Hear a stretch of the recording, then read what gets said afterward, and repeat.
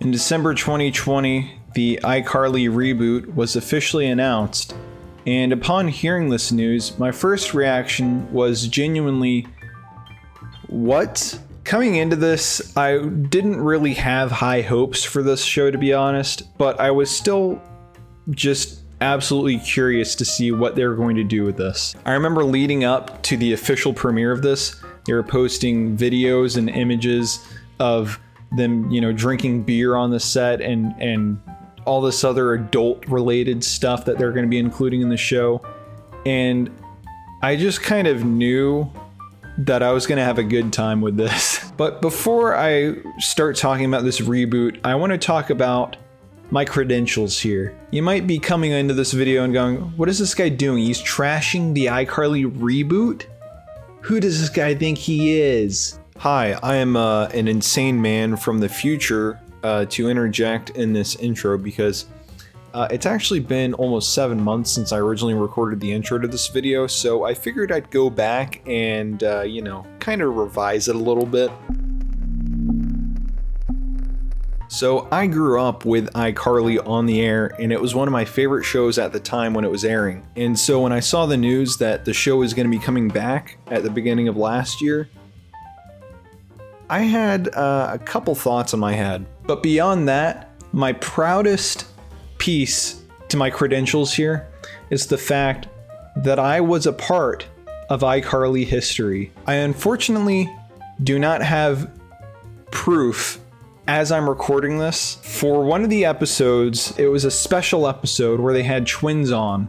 There were 2 lookalike episodes, and I can't remember which one it was exactly. It was one of the lookalike episodes. They ran a contest on the iCarly.com website in which they were asking for people to send in photos of themselves if they thought they looked like one of the cast members. So I decided to send in a photo. A couple weeks later, I was notified that I was selected and my image was going to be used in the premiere of the episode.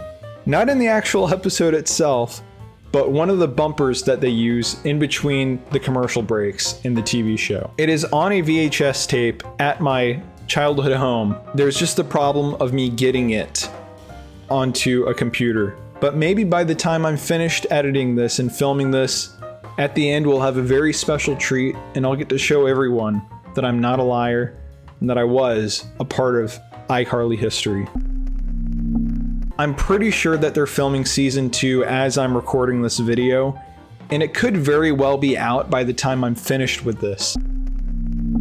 It may or may not happen that I just decide to continue this and do a season 2 with this video, so who knows how long this video could be. I don't. The first episode is titled I Start Over, and it's essentially an episode to just reintroduce every one of the characters and explain what they've been up to since we last saw them in the original iCarly. We quickly learn that Carly has been dating this guy named Bo, and she's been back from Italy for quite some time now. Meanwhile, Spencer's become insanely wealthy off of one of his sculptures, and in the process, I guess he renovated the entire apartment because it looks a lot different. Spencer has built this giant ampersand sculpture for Carly and Bo, and Freddie tells Carly that he's put in a sneaky little spot for her camera so that way she can record Bo's proposal to do a channel together. First of all, this isn't sneaky at all. It's right there. You have to be literally blind to not see that there's a camera right there. So Carly starts the live stream up, and one important thing that I want to keep track of throughout this series is the live stream view count. This is going to be something very important because if you remember from the original series, they ended up getting upwards of millions of people watching their live webcast at any given time. During this live stream, the maximum amount of viewers she achieved was 45,000. Now let me remind you of how many people were watching the original iCarly web show. Millions. Now you might be saying, well, hold on. 45,000 people watching at one time? That's pretty good. XQC can usually get 100,000 people watching him on Twitch every day, so why is 45,000 so ridiculous? Well, when you think of someone that used to get millions of views on a live stream, I think you should expect a little bit more than 45,000. So Bo ends up breaking up with Carly, and Carly gets depressed. It's also here that we're introduced to one of the new characters in this reboot, Harper. Harper is Carly's new best friend, and she lives with Carly in this apartment that we're seeing now. If I had to describe Harper with only 3 words, I would use fashion, sassy, and bisexual. And if I had to describe Harper with more than 3 words, I would really struggle with coming up with more. So Harper suggests to Carly that they go to Spencer's art premiere party that he's holding in order for Carly to stop being depressed, I guess. So they do go to Spencer's party, and I am absolutely baffled at this because in my notes for this episode, I wrote dead silent in Spencer's party. I have watched this episode at least 6 times. I swear to God that there was absolutely no one else talking in the background of this party. But now, rewatching it on the computer while I'm editing this, I can hear murmurs. I swear I am not insane. They must have changed the episode because I promise you, it was dead silent in this party besides the main cast talking. The only other logical explanation I can think of for this besides them going back and re-editing this episode is that all of the TVs that I've watched this episode on just were incapable of allowing the audio for the background to come out. I don't know. I have no other idea. Okay, this is proof that I'm not insane.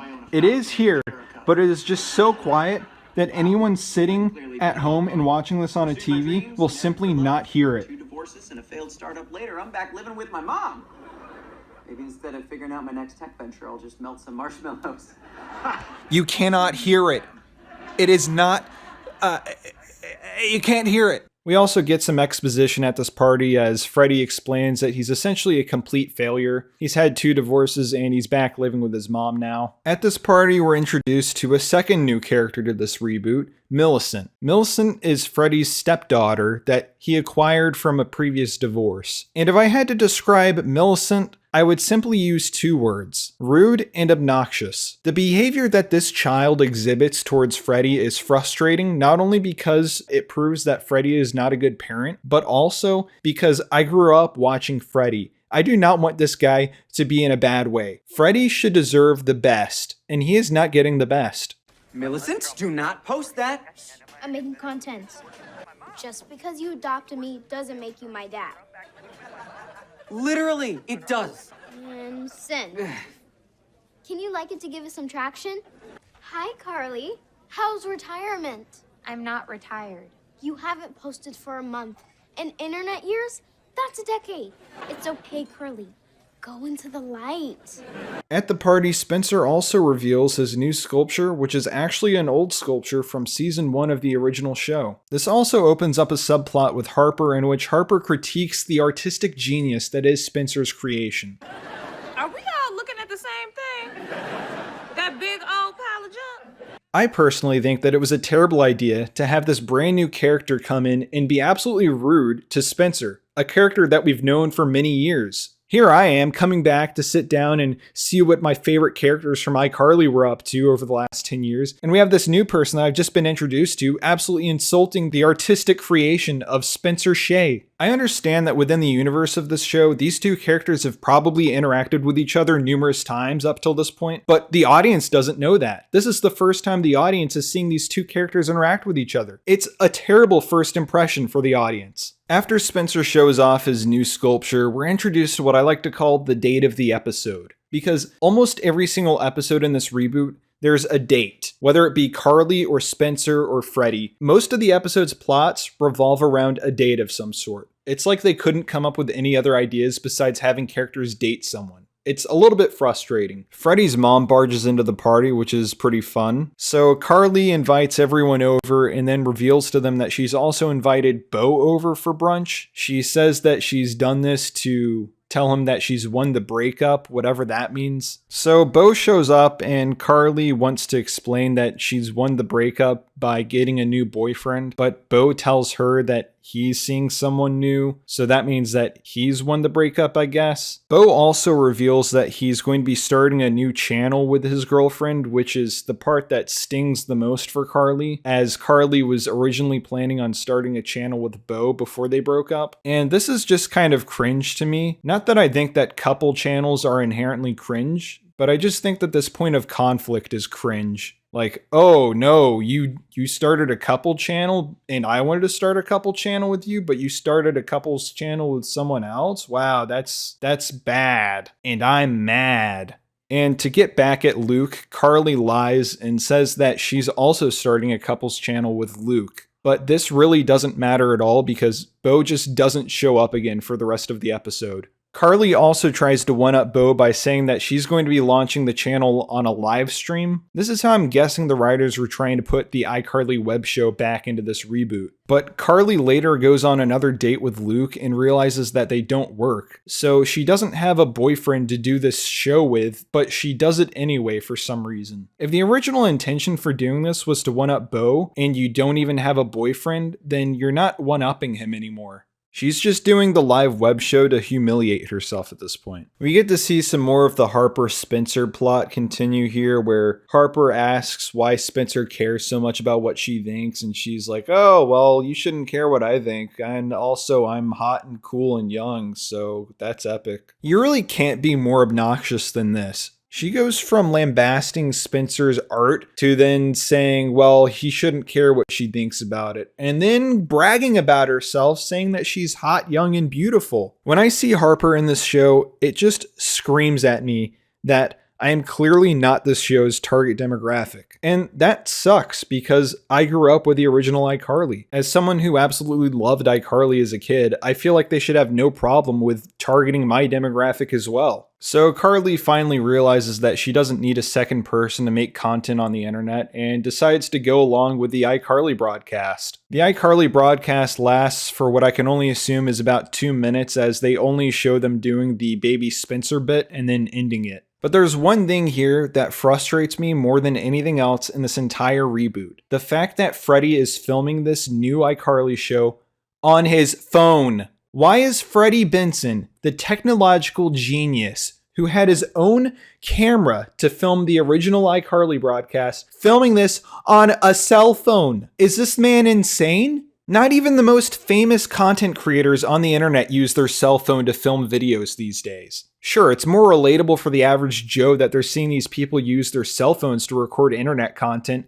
but that's not what the most popular people do. Everyone at the top of the internet content game uses a fancy camera these days. It's not some big secret. Am I supposed to just forget that Freddie Benson, the guy that was holding the camera that looked really epic and cool in 2007, is just not caring at all that he's filming this web show on his cell phone? Does he not have access to cameras anymore? What is going on? Also, the maximum amount of viewers that they received during the iCarly broadcast was 50,000 viewers. Spencer shows off his sculpture again, and then when it bursts into flames, Harper suddenly really likes it. And then the episode ends. Episode 2 starts out with the implication that they've just finished up another broadcast of the iCarly web show, but it's a little unclear because they mentioned receiving a lot of likes on the bunny makeup tutorial they did, which implies that it's a standalone video and not a web broadcast. I'm not familiar with any live streaming platform that awards likes to content creators while they're live streaming, and they're clearly not on iCarly.com. I know that you can like a live stream on TikTok, but I have no idea if that number is actually visible to the creators after the stream is over. So who knows? So Freddie's looking through the comments on this web broadcast or video. Again, I'm not sure about this. And he finds a comment from someone named iCarly Hater 57. Carly talks about how this guy's comments in particular have been really getting to her. And then Harper walks in. And for what I'm pretty sure is the first time ever, furries are mentioned in the iCarly universe.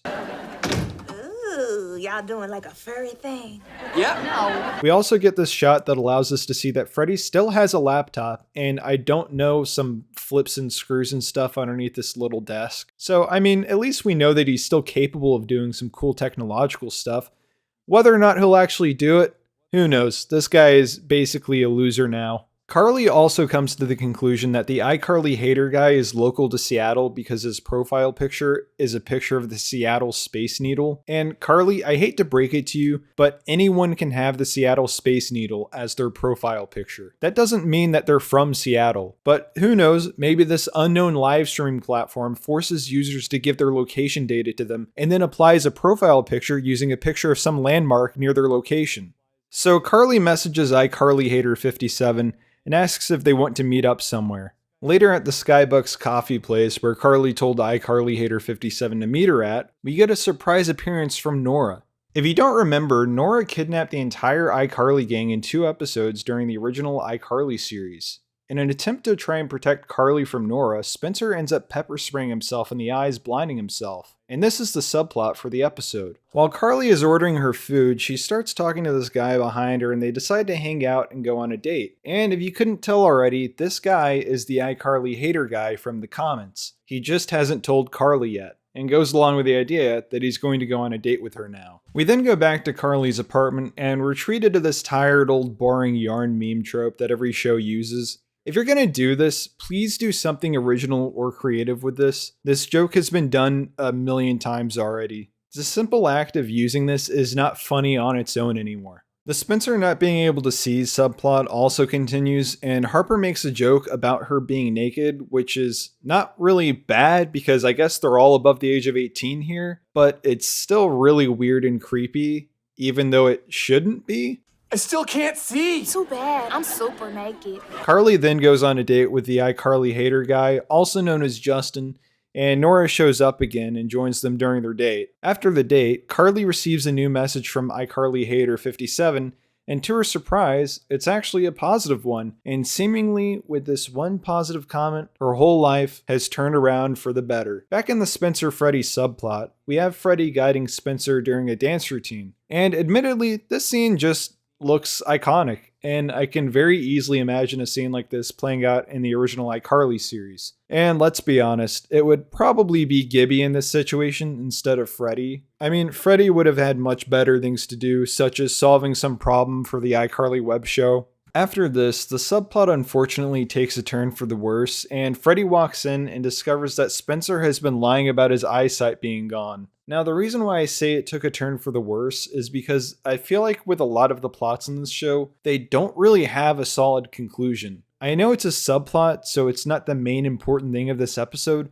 but still, I feel like there should be some attention given to it. The payoff is either minimal or not even there. When we get to the end of the episode, I'll elaborate further on what I would do to improve both the subplot and the main plot. Meanwhile, Carly brings Justin back to the apartment and discovers that he's actually the iCarly hater. She discovers this after Millicent begins liking a bunch of the comments that he's left while he's in the bathroom. And with each like that Millicent gives to his comments, his phone proceeds to buzz. After Carly confronts Justin about being her hater, he explains his origin story. Back during the original iCarly web show, he sent in a clip and they never showed it, and because of this, he's held a grudge ever since. Despite laying out his origin story, it doesn't win any favors over with Carly, and she kicks him out of the apartment. Carly uses Justin's own catchphrase, which is, "do better," on him. And then Harper does this little thing which really doesn't make any sense at all. You were right about one thing, though. I can do better. Flipped it, reversed it, never once rehearsed it. Back to Spencer, he reveals that he's about to be going on a date with a girl that he met at the eye wash station at the hospital. On the phone with his date, he explains that his eyesight is back and he's looking forward to seeing her. But after he ends the call, he sprays himself in the eye with cologne, blinding himself yet again. Spencer then tries to get Freddie to help him with his eyesight problems, but Freddie believes that he's lying again and doesn't want to help. In the middle of Spencer trying to explain this to Freddie, he leaves, and then the girl that he's going to be going on a date with shows up, and he tells a bunch of embarrassing stuff to her, and she leaves. Carly decides that she wants to forgive Justin, and she feels bad about him not getting a chance to be on iCarly. So she decided to give him that chance by having him on to perform his talent. In preparation for Justin's performance on iCarly, Freddie's job has once again been reduced. All he has to do is press the record button on the phone that is now sitting in a tripod. Is the camera ready, Freddie? I literally just pressed record. Why is he even here? Carly is more than capable of doing this herself. In the background, we can see Freddie messing around with some switches underneath his desk, and all I have to ask is, what is he doing? Freddie hit the record button. He is making a video. This is not a live webcast. If you need to do any editing to the video, you can just do it after you finish the recording. So the guy does his performance, and it's basically just cringe. Third period. Homework. Also, side note, I feel like this performance and many other things in this show would be way funnier if the laugh track just wasn't present. Nora shows up again, and then the episode is over. Wow, exciting. So this episode ends in a way that is very similar to a lot of the episodes in this series. It's very unsatisfactory. things happen in the episode and then it just kind of ends. There's no real conclusion to a lot of the things that happen in these episodes. I almost feel like the end of the episode should have been where the episode started. If I were in charge of this episode, here's how I would have structured the plot. I would have had Justin bump into Carly out in public somewhere and have him recognize her and give his whole spiel about how he would send in the clip and it never got played. Carly would start to feel bad about it and then invite him to perform on her show. The performance would still absolutely suck, but then in an effort to hide him from any of the negative backlash that he might receive, the iCarly gang will go out of their way to protect him from seeing any of it. I mean, there's almost an endless amount of possibilities that they could have happen after this. For example, they could hire a bunch of actors to come out and pretend to be his new fans. Or if they want to get a little spicy and delve into politics a little bit, they could hire a Russian bot farm to leave a bunch of positive comments for him. I mean, really anything would be better than what this episode was. I also wanted to talk briefly about the subplot in this episode with Spencer and Freddie. So my main issue with this subplot is that Spencer has no motivation to do what he does in this episode. Typically, when this plot device is used, it's usually in a way that the character who is faking their illness or disability is trying to get something out of the other person that they're having helping them. For example, they might just be lonely and want a friend. But in this episode, we don't have any motivation for Spencer doing what he's doing. It feels like they had written the joke at the end where Spencer is telling this embarrassing stuff to his date without realizing it, and then they went back and tried to figure out how to get him there. And one last thing before we move on to the next episode, there's one thing in my notes that I forgot to mention, and that's when Justin was doing his performance. This isn't even live. This is not a part of the live iCarly web broadcast. Freddie hits the record button. I literally just pressed record. Which implies that the iCarly live web show exists on a platform that simultaneously hosts live web streams and VOD content. Yet this is not YouTube, this is not the interface of Twitch, so what platform is this being hosted on? When I type iCarly.com in my web browser in the real world, it redirects me to the Nickelodeon website. Where is this content being hosted? I need to be immersed in iCarly. Episode 3 starts out with the entire cast of the show in Spencer's apartment, and it's revealed that Spencer has been preparing for a speech for his new art exhibit. And then Harper makes a joke that doesn't make any sense. What is this, a TED Talk? I'm just joking. I know it's not. Ted was a friend of the family. TED Conferences LLC was not founded or created by anyone with the name Ted. It was created by Richard Saul Wurman and Harry Marks. Look it up, Harper. This is free public information. Not only 20 seconds later, the writers give Harper yet another zinger. I used to find that funny, but now I follow a number of squirrel accounts that found the nail polish color highly problematic. I genuinely don't understand what's funny about this. The thing is that it's a squirrel wearing nail polish, but then they say that the nail polish color is the problematic part. What does that even mean? How am I supposed to laugh at the fact that the nail polish being problematic is so bizarre that it would make me laugh? But I'm just more confused than funny. I don't understand. So anyway, Spencer finally reveals his sculpture, and as he's doing it, Carly spits out some meatball onto her plate that she's eating, and Harper takes a picture mid-action. Harper immediately recognizes that this image has huge potential to be a meme. But what no one could have predicted was that this meme was about to ruin Spencer's entire life. And all they had to do to prevent it would have been to just crop the image. I don't know why they didn't crop the image. It's, the focus is Carly. They had no reason to keep Spencer in that shot. They can easily just crop him out of it. Later on, Freddie barges in to tell Carly that she is #1 on IMemeDB. Freddie suggests that Carly use the meme fame to redirect it to the iCarly web show, but Carly isn't so sure about it. Also, Carly sits down at the computer and does a reference to the famous interesting meme from Drake and Josh. Interesting.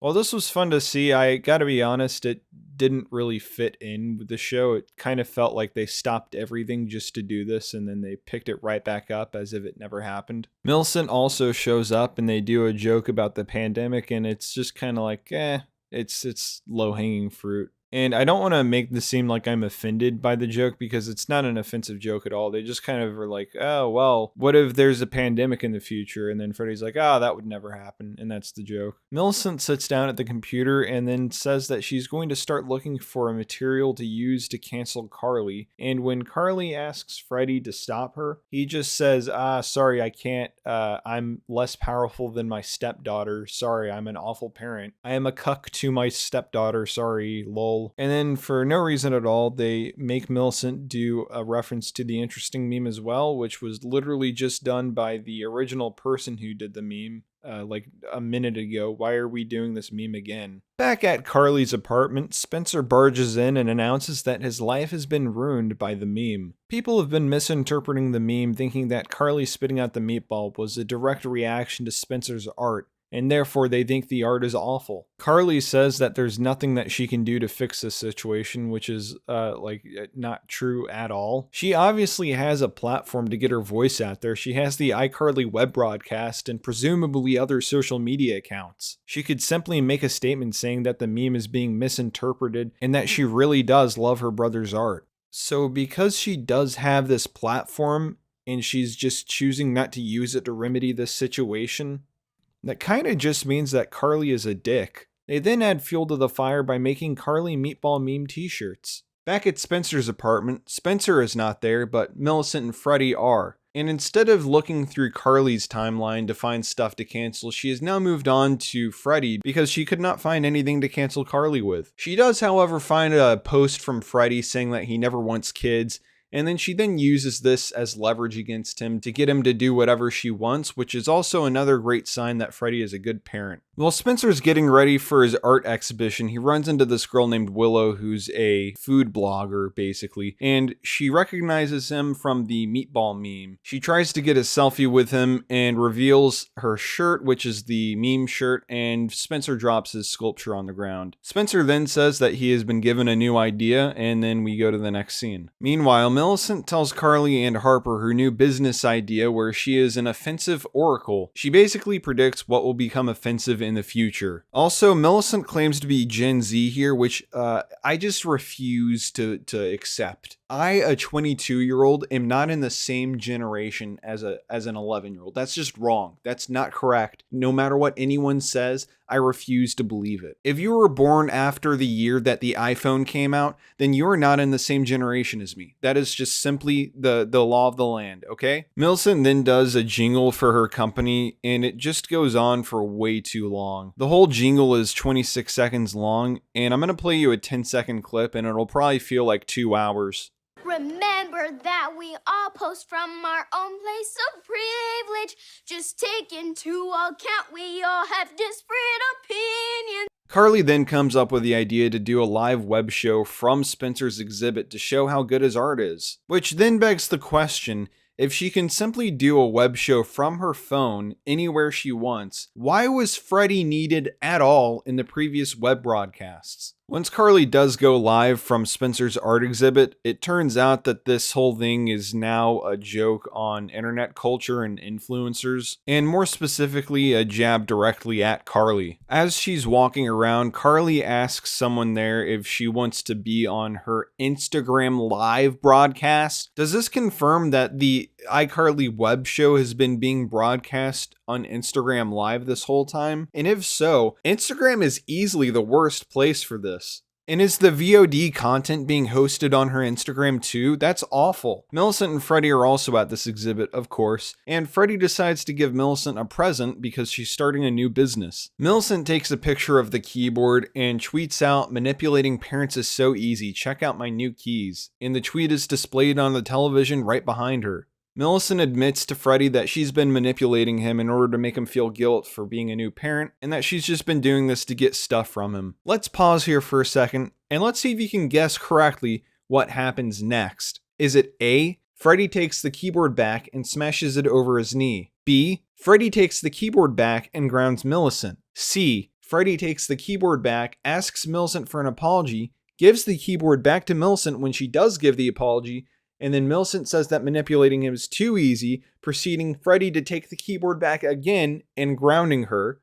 Or is it D, Freddie takes the keyboard back, asks Millicent for an apology, gives the keyboard back to Millicent when she does give the apology, and then Millicent says that manipulating him is too easy, and then Freddie does absolutely nothing. Well, I was hoping that it would be A, but unfortunately it is D. Freddie is yet again an awful parent. Back to the show, a bunch of influencers show up to Spencer's exhibit to protest him. Carly then realizes what she's done and she apologizes to Spencer. This resolves the A plot of the episode, and we go back to Spencer's apartment where the entire cast is once again. Now, with 1 minute left in the episode, and with the B plot still a little unresolved, you might be wondering, how are they going to wrap this thing up? I mean, last we saw, Millicent got away yet again with manipulating Freddie. Surely there's going to be a resolution to this. Well, you're wrong. The B-plot is not going to have any resolution at all. In fact, the episode is just going to end with everyone singing Millicent's stupid jingle again. It's not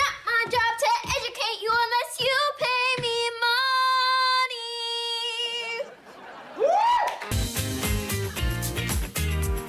Episode 4 is a really strange one because even though it's the same exact length as all the other episodes, it feels like there isn't much at all that happens during the episode. The episode begins with the B-plot, oddly enough. Freddie and Spencer are kind of having like a bros night or whatever, and Freddie goes to answer the door to get some food that he ordered, and the girl is obviously hitting on him. Freddie, for whatever reason, doesn't realize this, or he's just not interested, and he doesn't give her his phone number even after she asks. Spencer is absolutely dumbfounded as to why Freddie didn't give her his number, and he starts trying to get Freddie to admit that he needs to get back into the dating scene. Spencer then tells Freddie about this girl he knows, Ramona, and asks if he wants to try and get them a date together, and Freddie agrees. In the A-plot, Carly is invited to the Seattle Fashion Fest, but there's a big problem. The invitation is for Carly and Beau. Now, Carly knows that Beau will be there because that's just the kind of guy Beau is. Beau never turns down an invitation. Carly isn't really sure she wants to go because she just isn't in the mood to run into her ex-boyfriend at the time. However, Harper starts bringing up suggestions of what she might be able to wear there, and Carly starts to get really into the idea of actually going. Carly does decide that she will go, but only if Harper styles her. Harper agrees to style her, and Carly begins listing off her requirements for the outfit. Freddie walks in with a hat, and then Spencer kicks him out. Spencer explains to Carly and Harper that the B-plot is getting a little wacky and that he couldn't get Ramona to go on the date with Freddie, so Freddie is excited for a date that's not going to happen, and he's really scratching his head trying to figure out what to do to get out of this situation. Carly and Harper go back to their apartment where they do a outfit change montage showing off all of the different options that she has for the Seattle Fashion Fest. Carly ultimately doesn't like any of the options that Harper provided, and Harper comes up with the idea that maybe she just needs a date instead of an outfit. Harper sets Carly up on a date with some guy that she knew, and the guy turns out to be an idiot and a flat earther. Later on in the episode, Carly infers that she actually liked him, but that doesn't seem to be the case during the actual date, so a little bit of a conflicting message there, Carly. Now let's take a pause for a second because professional timekeepers may have realized that I've been talking for only a little over 2 minutes now, but it does appear that I am over halfway through the episode's real length. I'll have more to say about this episode as a whole once we get to the end of it, but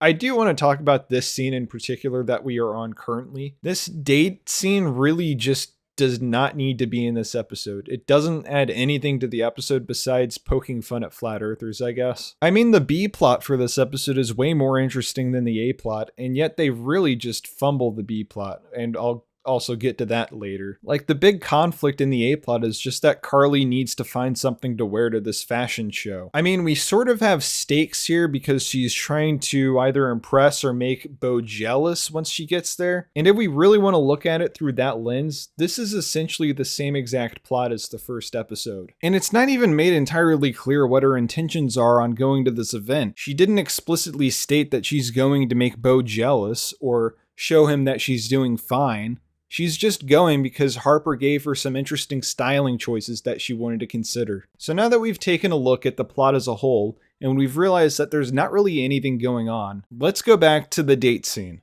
Because this scene, there is definitely nothing going on. And that's not even a stretch. There's just no reason for this scene to be in this episode. You could edit it out and you wouldn't be missing anything from this episode. This is a filler scene in a filler episode, which is really an achievement because this series isn't really serialized. This is mostly an episodic TV show, so that's really something. Back in the B plot, Spencer has set Freddie up on a date with a girl who he believes is a part of the same app that Freddie used to have his food delivered, but is actually a part of an app that is, I guess, for prostitutes? I've never really dealt with prostitutes personally, so I'm unfamiliar if there is an app for getting prostitutes, but I guess it wouldn't surprise me. Freddie really enjoyed the date, but meanwhile, Spencer has no idea that he's just gotten Freddie a date with a prostitute that he's paying for. Freddie tells Spencer that he's already agreed to go on another date with her, and Spencer is a little horrified because he realizes that he's going to have to pay again. There's a little montage that shows Freddie going on more dates with her, and simultaneously, Spencer is becoming more and more frustrated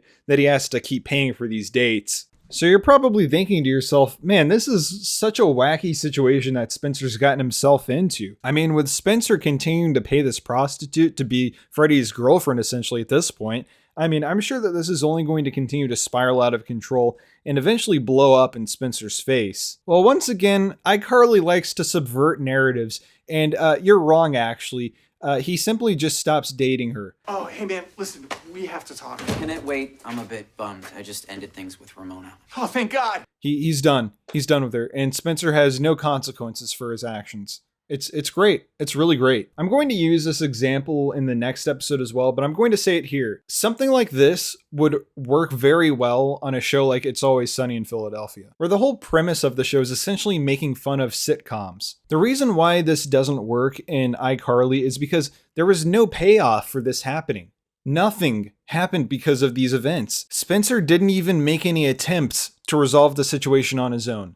He did nothing. He just continued to keep paying the prostitute. The prostitute continued to go on the dates with Freddie. And instead of Spencer trying to do something to stop this, Freddie simply just stopped going on the dates. And boom, the conflict is over. The only way to make this have a worthwhile payoff is if you have Spencer go through these ridiculous struggles in an attempt to get them to just stop seeing each other so he doesn't have to pay the prostitute anymore. Then at the end, when none of his schemes work to get them to stop seeing each other, and Freddie simply just says, "Oh, I'm not interested anymore," Spencer can be like, "What?" He can have this moment where he's like, "I did all that for nothing. Like nothing that I did worked, but you just simply didn't like her." And that would be the comedic payoff there. But that's simply just non-existent in this plot. It just ends. It fizzles out. There's nothing there. Back to the A plot. Harper and Carly just can't seem to agree on what she should wear to this fashion fest thing. They start having an argument over this reality TV show that's on in the background, and they end up putting themselves into the argument somehow, or it turns into an argument about themselves in this outfit situation. I don't really understand exactly how it got there, but it does. By the end of the fight, Carly just decides she's not going to the fashion thing anymore. The next day, or a couple days later, or maybe even the same day, I don't know, there's no way to tell, Spencer ends up convincing Carly that she should in fact go to the Seattle Fashion Festival. Once Harper realizes though that she has gone, she is very concerned, not because she went without her, but because the dress that Carly is wearing is actually not fitted properly. I don't know anything about this. From what I gathered, there's some temporary stitches or something, so the dress rips while she's there, and that's a big problem. So Harper just kind of walks behind her and holds the dress together with her own hands, and then the episode ends and everybody's happy again. I don't know. My complaint with the A plot is kind of similar to the B plot, and there was not really much payoff at the end. They kind of made up and Harper came to the rescue of Carly and held her dress together, but it wasn't really satisfying at all. So yeah,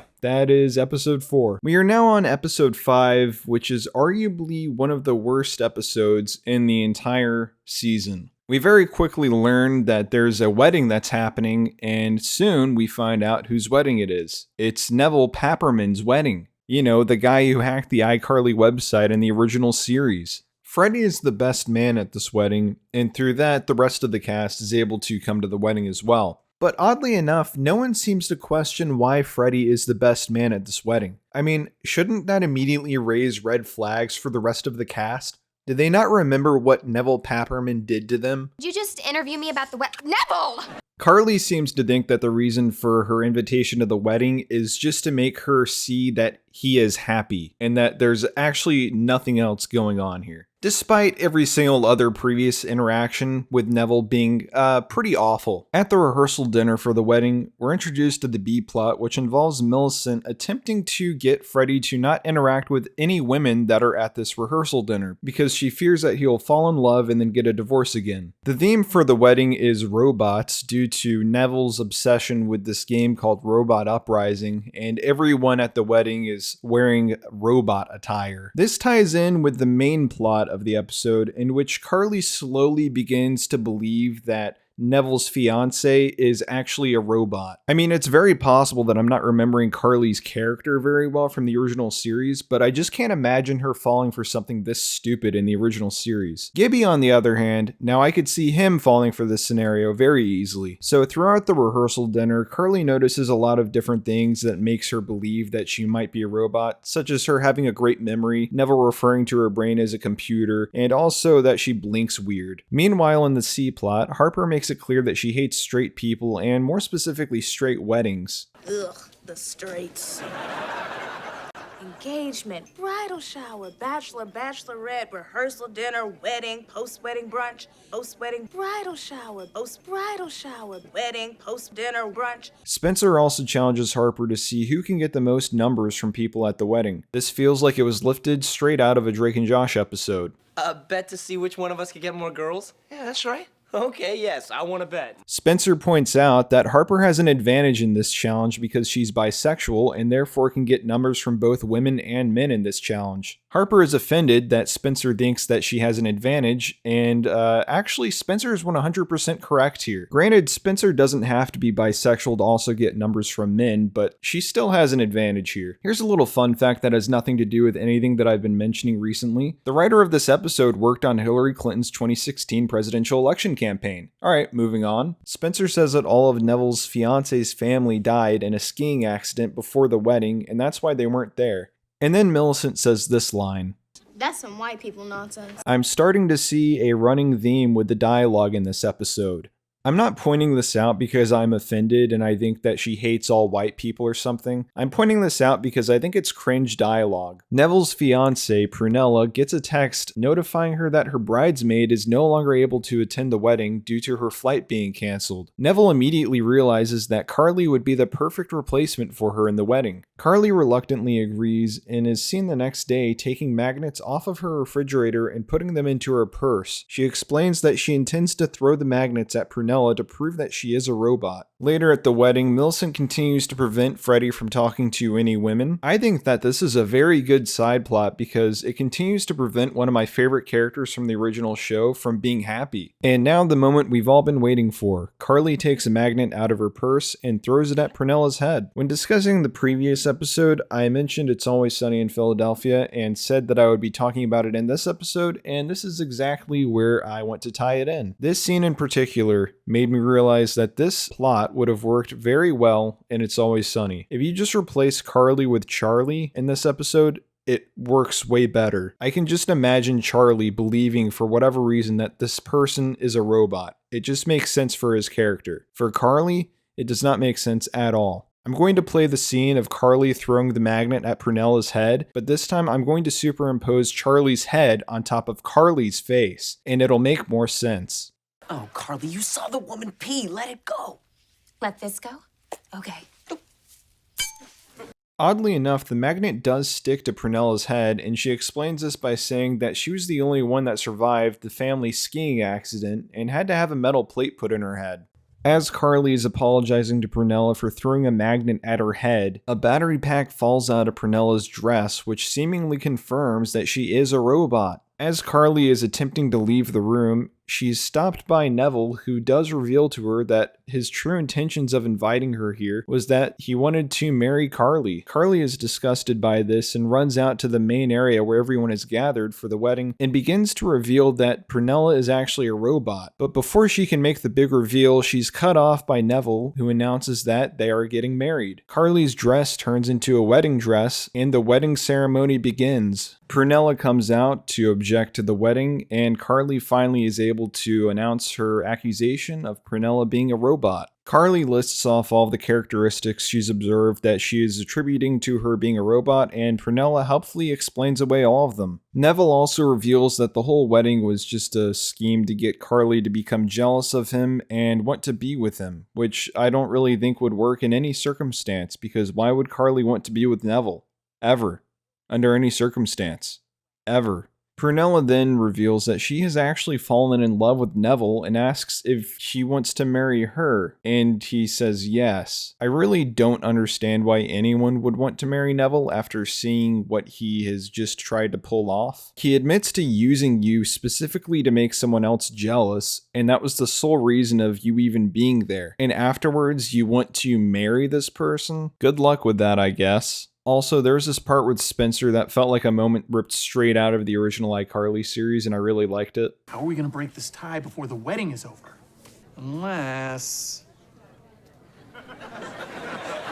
A little later, Freddie does this, and in the background, Carly is just staring off into the abyss and just pays no attention to what he's doing. Freddie and Carly share a dance. Sound the alarms, sound the alarms. Carly and Freddie are getting back together. This is absolutely happening. This is official, real, and true. The episode is pretty much over, except for one vital piece of information. Who won the Harper versus Spencer phone number challenge? Harper. Harper wins by like one number, that's it. Taking one final look at the plot in this episode, it just doesn't make any sense. Even if you place this episode in the original iCarly run, it still wouldn't make any sense with the same characters. The only way I could see this working with Carly becoming blinded by this rage of jealousy is if it was over someone else, not Neville. Even then, it's a bit of a stretch to say that her blind jealousy would have made her come to the conclusion that someone is a robot. Alongside the plot just being awful, this episode also wins the award for Worst Dialogue. That's some white people nonsense. At least so far. Episode 6 is titled I'm Cursed, and it revolves around Carly's belief that her birthday is cursed. The episode starts out with Carly receiving a bunch of flowers from a fan for her birthday. She does not take kindly to this and stomps them into the trash bin, explaining her birthday curse to the rest of the cast. As Carly finishes telling everyone about the curse, the doorbell rings and she opens it to find a retired Principal Franklin. Carly slams the door in his face, and then Freddie opens it up to discover that he's there to deliver them handwritten letters from their past. It turns out that they had written letters to their future selves when they were back in high school, and today was the day that they would finally be receiving them. Carly's letter paints an optimistic outlook for herself, hoping that she would get over her birthday curse by the time she got the letter, and that is ultimately not true. Carly realizes that she has been stuck in this curse for too long and decides that this year she's going to finally try and break free of it. Freddie's letter is much the same as Carly's, where he hopes that he has started a business, has been married, and while those things are true, they just ended in failure. Freddie spent much of his 20s working on businesses and getting divorces, and in his letter he had hoped that he had found some joy by partying and doing, generally college-type stuff. So for the rest of the episode, Freddie tries to attain that status of being carefree. Later at Harper's place of employment, Skybucks Coffee, we get an exposition dump explaining this guy's entire origin story. Alex Xavier, noted fashion photographer, bocce enthusiast, and all-around stand-up guy. You're a bitch. So it turns out Alex Xavier is Harper's fashion idol. She idolizes this guy, and she just becomes absolutely speechless when she finally meets him. The entire cast, minus Carly, is at Spencer's apartment, and Millicent and Freddie are raiding a secret stash of items that they hid at Spencer's apartment that Mrs. Benson finds dangerous. Freddie skates out of Spencer's apartment, and Spencer and Harper begin discussing the possibility of having an actual birthday celebration for Carly this year. Meanwhile, Carly is talking about simply taking a drive through the park. Spencer wants to throw a party for Carly, but Harper isn't in favor of it until Spencer tells her that he could invite Alex Xavier. Also, I'd like to take this moment to just talk about how stupid of a name Alex Xavier is. First of all, I can't even pronounce this name half the time that I've been trying to say it in this audio. I keep messing it up. I've had to redo this take about a million times just trying to say this guy's stupid name. So back at Carly's apartment, she takes her birthday pie out and she's about to put it into the oven, but then she decides against it because she's afraid of causing a gas leak. I tried looking up information about this, and I'm pretty certain that you can't cause a gas leak just by baking something in the oven, but feel free to prove me wrong if you think otherwise. That could also very well be the joke of this, is that you can't get a gas leak from an oven and she's just being super cautious for no reason. So that, I might just be an idiot. While Carly is deciding which activities would be the least harmful for her to do, she gets a text from Spencer asking if she could go and water some of his plants at his apartment. When Carly arrives at Spencer's apartment, she is mortified to see that there are a bunch of people gathered there to celebrate her birthday. We also see that Principal Franklin is at the party, as well as another returning character, Duke. I had no recollection of who this character was supposed to be until I looked it up, and he was in 3 episodes of the original iCarly in season 1, and he didn't appear at all for the rest of the series. Carly attempts to throw everyone out of the party, but Spencer stops them from leaving and tells Carly that she's going to have a good party. He reassures her by saying that he'll be the one that is on alert the whole time so she can have a fun time. In an attempt to make herself feel a little safer, Carly starts wrapping herself up in bubble wrap, and then Harper intervenes and says that if she's going to do it, she should at least try and make her look good in it. Harper constructs a makeshift bubble wrap dress, and it just kind of looks like she stuck 2 different bubble wrap colors together and put a belt around it. It doesn't really look that impressive, but they seem to be proud of it, so whatever. Alex Xavier shows up again, and he is very impressed with the bubble wrap dress. When he asks who made it, Harper is unable to comment because she is once again starstruck. Freddie shows up to the party with his new crazy and wacky carefree persona with an iguana on his shoulder, and then later we see that Carly is still frantically trying to make sure that everyone at her party is immune from her birthday curse. Spencer came prepared for this, however, and he had gotten a tarot card reader or a fortune teller or some sort of psychic to be present at the party to break her curse. The psychic has Carly flip over one of the tarot cards in front of her, and that card that she flips over happens to be the death card. I don't know anything about tarot cards, but based on Carly's reaction, I can only assume that it means great things. The psychic reassures Carly and tells her that the card actually represents a rebirth, and it doesn't necessarily have to mean something horrible is going to be happening. The psychic asks Carly if there's anything that has been holding her back, and she says the curse. She pulls out the letter that she received from high school as a representation of the curse in physical form. The psychic does a spell, and the letter is engulfed in flames and permanently erased. Carly proclaims that she is now free of the curse, takes off the bubble wrap dress, and says that she's going to go microwave something. Immediately after Carly leaves, the psychic has an aneurysm and dies.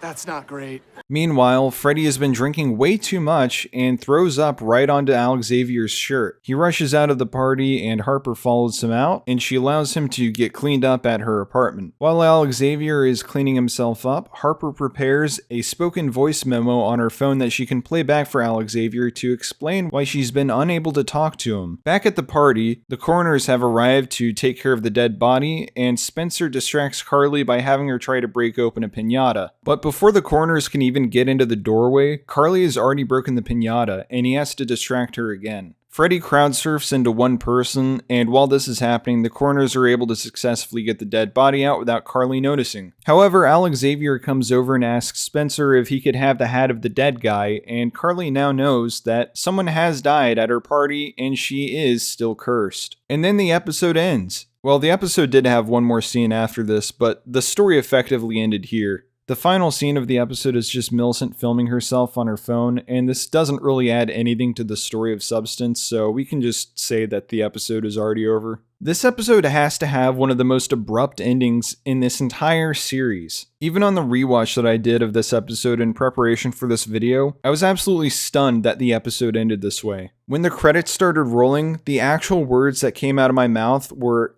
"That's it?" I mean, we are once again seeing an episode of this show that just has no conclusive ending. This episode of iCarly ends with Carly being in the exact same spot as when she started. She didn't learn anything. She began the episode believing that she had a curse on her birthday, and she ended it believing that she had a curse on her birthday. It's not worth it for me to even try and describe what I would do to fix this episode, because it would either involve me rewriting the entire thing from scratch, or just not writing it at all. Hello. It's time for a detour.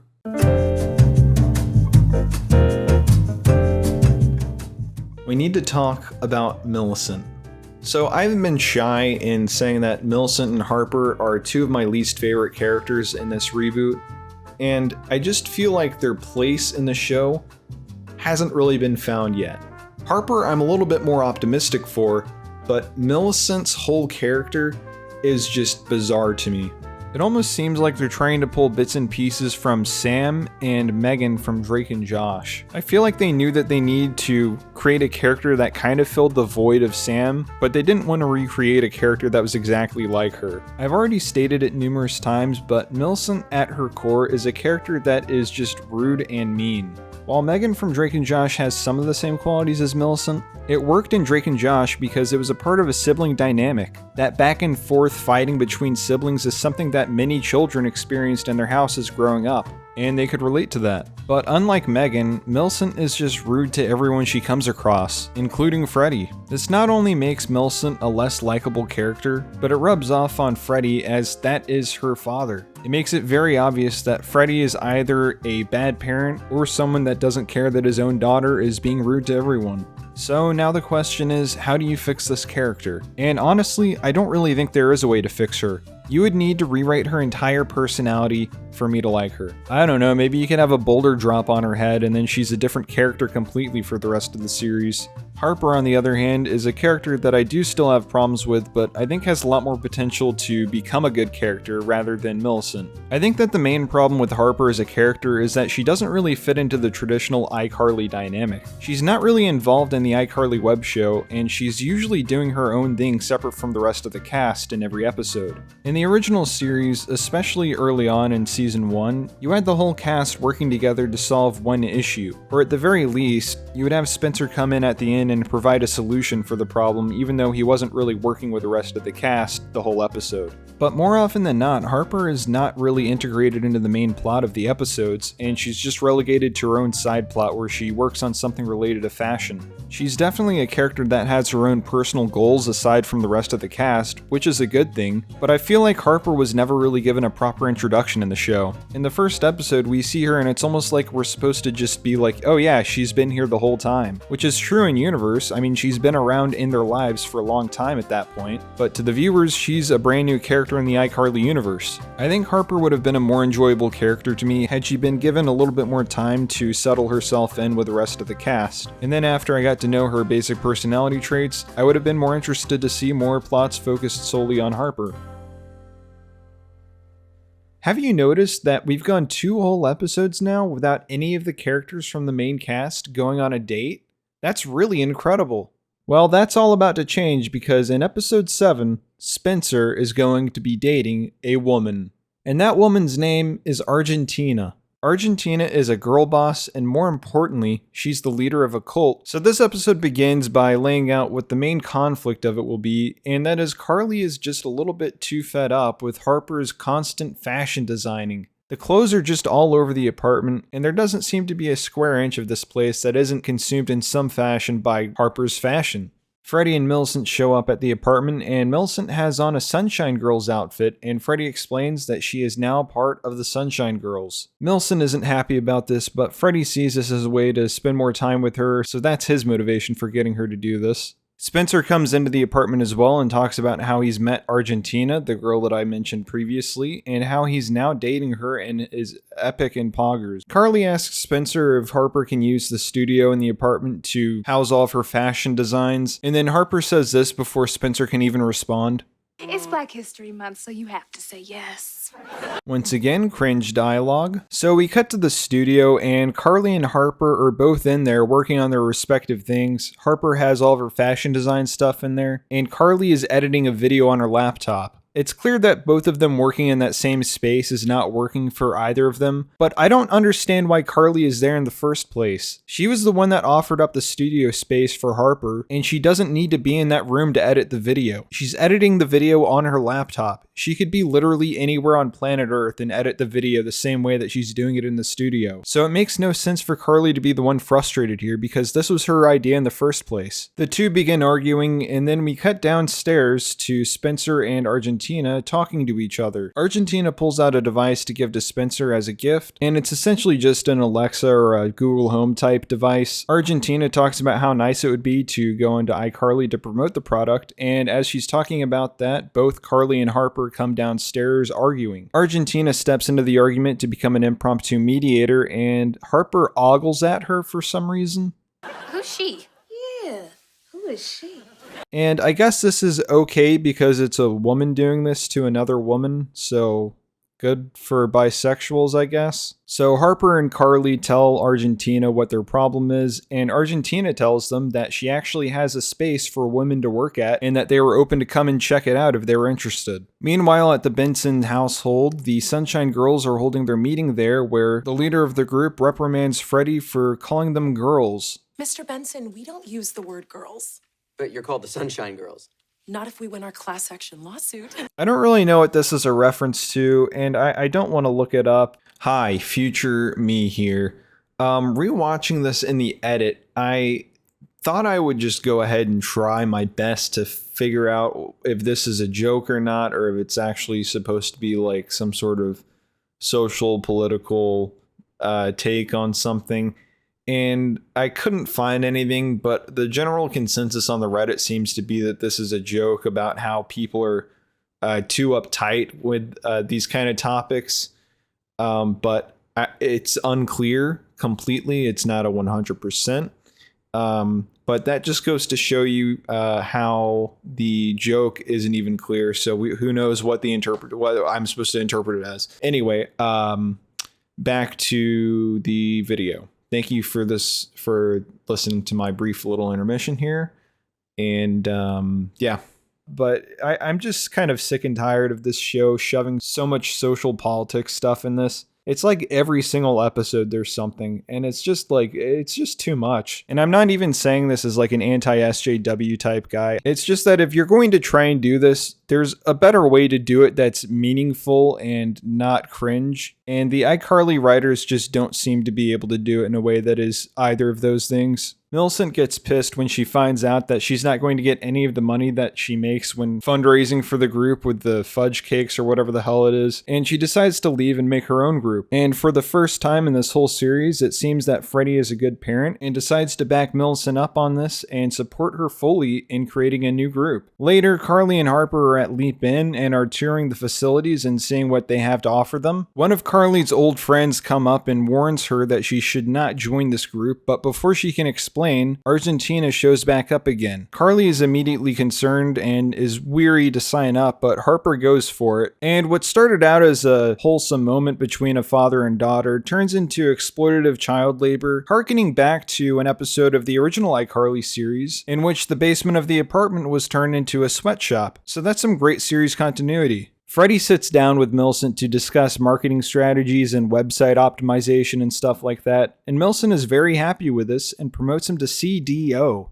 Chief Dad Officer. This scene is over, but there's one more scene for this subplot that I'm just going to go ahead and get out of the way because this subplot really has no relevance to the rest of the episode. Later, Millicent calls a meeting to dismiss Freddie as CDO as well as dissolve the entire organization. Millicent claims that she's doing this because Freddie got carried away in it, but the last time we saw this organization, she promoted him to CDO because he was doing a great job. It almost makes me feel like there was a deleted scene in this that explained Freddie going all haywire and getting too into this idea, but that might be me giving too much credit to the iCarly writers. There's a somewhat sentimental resolution to this subplot where Millicent is like, oh, well, I'll keep you on as my dad even though you're no longer CDO, and then Freddie's like, what? You're gonna call me dad? That's epic. But I really don't care about that because I don't understand how we got to this point at all. Like, her motivation for doing what she did is unclear. It just happened. I mean, I guess Freddie rejecting her logo idea is enough to make her want to dissolve the entire organization. That makes sense. I really think they missed a great opportunity to bring back the basement sweatshop thing from the original series. That would have been hilarious and a good callback.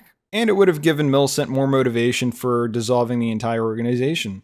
Also, before we move on from this subplot, I'd like to point out that this shot of Freddie is out of focus, so that's cool. Going back in time, we see that Carly is back at the Leap-In facilities with Harper, giving it a second chance. They're doing this flower arranging activity, and then Argentina comes over and does this. You see, flowers are like women. Individually, they're pretty, but useless. This immediately makes Carly concerned, and rightfully so. Also, this is mentioned, and I'm absolutely 100% certain that this is not going to be mentioned again in the episode. This is just information that was thrown out there for no reason. Please ignore it. Please ignore it. There's also that super secret room. My office? No one is allowed in there. Carly comes back to leap in later and tries to get into the secret room. And when she gets in, she finds out that Argentina has been spying on everyone with both the devices and these pods that she has at the leap in facilities. But when Carly makes it into the room, Argentina is in there. Argentina is not happy about this, and for what I'm pretty sure is the first time in the iCarly universe gets to call Carly Shay a bitch. Listen, you little bitch. She then threatens Carly by saying if she doesn't put her on iCarly, she's going to delete Harper's lookbook off of her flash drive. Even further later on, Spencer is seen delivering a sculpture for the leap-in facilities. And while he's doing this, he accidentally opens up the door to the secret office and discovers that Argentina has not only been spying on the people in this building, but she also has a view of Spencer's apartment through the device that she gave him. Argentina and Carly had arrived at the apartment, and Spencer was able to listen in and see what she was saying. She admits that she was only using Spencer to get to Carly so she could promote her product on Carly's show, and Spencer begins rushing back to the apartment to try and stop all this. Back in the studio, we learn that Argentina is a misogynistic girl boss. Women are so stupid and malleable. And it also turns out that Carly was recording what she was saying the entire time. Carly tells her that she won't release the footage if she gives her back Harper's lookbook on the flash drive, and the exchange happens successfully. I was really expecting Carly to still release the footage afterwards, but she just doesn't. If this was the original iCarly series, they would have definitely done that. And what better way to end the episode than more cringe dialogue? White people don't season their food. So you could technically say this plot had a conclusion, but it's not very satisfying in the slightest. Argentina is still able to continue doing what she was doing. It's not like the iCarly gang stopped her. I don't remember what episode it was, but in the original iCarly series, there was an episode that dealt with a similar situation in which they had someone admitting to something on camera, and they agreed to delete the footage in exchange for something, but in reality, they really didn't delete the footage. They were able to recover it in some way, or they actually didn't delete it, I can't remember. But in this instance, they actually do just give in to her demands and they delete the footage. It's not satisfying at all for this conclusion to be the way it is. Who knows, maybe they were setting this all up for a sequel episode. Season 2, prove me wrong. Episode 8 is titled I Love Gwen, and it's easily one of the better episodes of this season. While it doesn't take you long to figure out where the plot of this episode is going to go, the bar for this show has just been set so low for me that I'm just astonished that this episode has a reasonable conclusion. It was hard for me to believe it, but yes, this episode does have a resolution. It's really, really incredible. Not the resolution, just the fact that it's in the episode. As the episode begins, we learn that Freddie is feeling a little down because his ex-wife Gwen is coming to town, and that means that she'll be with Millicent for the whole week, and Freddie won't get to see Millicent as much. We also get what seems to be a once-an-episode reminder that Harper is bisexual. It would take me a lot longer to get over a gorgeous marine biologist that travels the world and has eyes that just see you. And I'm not pointing this out because I hate that there's a bisexual person in this show. I'm pointing this out because this is just not something that they do with any of the straight people in this show. It seems that whenever there's a woman that's mentioned in the show, Harper has to have some sort of comment about how sexy she is. This is just not something that happens with the straight characters in this show. And the only logical conclusion that this leads me to is that all bisexual women are just horny 24/7. So Gwen comes into the room and mentions that her pipe burst at her apartment and she'll need to find a place to stay for the week that she's there. Freddie offers up his apartment and Millicent seems pretty excited about this. For the subplot of the episode, Millicent convinces both Harper and Spencer to join the production of the play as costume designers and set designers respectively. She does this by telling them that both the set designer and costume designer have dropped out, and she does this in a way that makes it seem like there's some sort of ulterior motive for her to get them to join the production, but it's never really explained why she's doing this. So I guess we just assume that she likes to see them competing against each other. She makes it certain that the two will be competing against each other by telling them that there's going to be a prize at the end for the best work on the production. And I choose to believe that Millicent also made this part up about there being a prize at the end, because although they do end up up getting prizes at the end. They're both really crappy prizes, and it seems like the kind of thing that the principal would have awarded to them just to get them to stop bugging him. But that comes at the end of the episode. Let's get back to the beginning where Carly and Gwen are in Freddie/Mrs. Benson's apartment, and Carly discovers that Gwen still has a locket with a picture of both her and Freddie in it. Meanwhile, at the Spencer Shea apartment, Freddie is reminiscing on one of his favorite meals that Gwen would make him, and as he's talking about this, Millicent comes down and starts eavesdropping and believes what she's hearing is actually Freddie talking about how he wants Gwen back, and not the food. Millicent and Carly both share the information they've discovered and both come to the conclusion that Freddie wants Gwen back. They then conspire to set them back up together and orchestrate a date for them that perfectly recreates their first date. This, however, means that Carly will need to get Mrs. Benson out of the house for the night, and that means that Mrs. Benson will be a part of a sleepover with Carly and Millicent at Carly's apartment. Meanwhile, at Freddie and Gwen's date, they both kind of laugh it off, but Gwen actually has something that she wants to tell Freddie, and that is that she has found someone. Freddie says that he's happy for her, and as this is happening, they begin holding hands, and Millicent and Carly open the door to eavesdrop. Everything that they're hearing while they're eavesdropping is sounding like they both intend to get back together. But the more important question here is, how is Freddie not seeing the door open and the two of them standing right there? This really ruins my immersion in the iCarly universe, and it made me want to turn the episode off and break my television set. When I saw this happening, I started crying, and it took me 20 minutes before I was ready to begin watching the episode again. Later in the episode, at the school play, both Harper and Spencer continue to compete against each other, and they're pushing everyone at the play to vote on whose stuff was better, either Spencer's set design or Harper's costume design. Spencer is also informed that a set that he made using only toast is falling apart backstage and he needs to go and fix it. This will come into play in a little bit, so just keep that in the back of your mind for now. Backstage, Millicent is going over her plan to give a speech near the end of the play announcing that she is beyond excited for Freddie and Gwen to get back together. Carly also says this line of dialogue, which is certainly a line of dialogue. I can't believe you're gonna do a grand romantic gesture after your scene. Immediately after this, Carly takes her seat next to Freddie and Gwen, where she discovers that they're actually not getting back together. Now realizing this, Carly has to go backstage and she tries to warn Millicent during the play that she should not go ahead with her speech. Spencer is also seen rolling himself out with his back on a skateboard trying to fix the set as it falls apart while the play is going on. This is funny and I like this. Carly, on the other hand, is unable to successfully get her message to Millicent and ends up stealing someone's hat to go out on stage herself and tell Millicent in front of the entire audience. Your mom and Freddie aren't getting back together.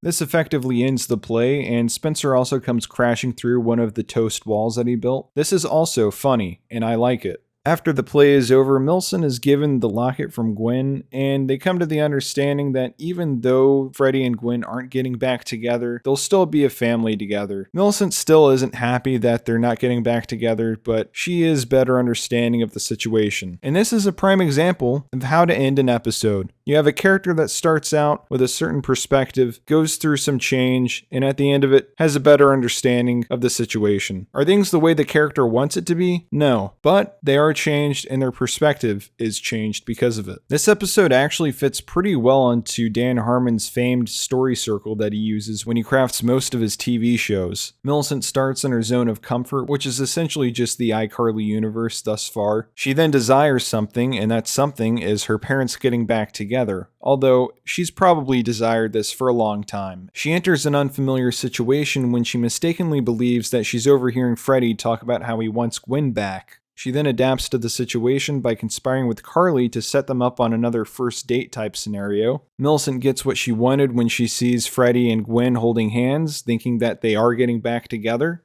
Paying a heavy price for winning isn't really necessarily true here. I guess you could say that she pays a price by having the play ruined, but that's debatable. She does return to a familiar situation though when she learns that they aren't getting back together. And at the end of it, she has overall changed because she has a new understanding of her parents' relationship. And the episode ends with us learning that Harper and Spencer's prizes for participating in the production of the play were them getting PTA seats, despite them neither being parents or teachers. So yeah, that's the end of the episode. And as you can tell, I didn't have a lot to say about it because there really wasn't much to say, either negative or positive. My overall viewing experience of the episode was positive though, which is odd because I can only assume that I didn't enjoy the episode the first time watching it because on this rewatch, I was pleasantly surprised to see that it was a decent episode.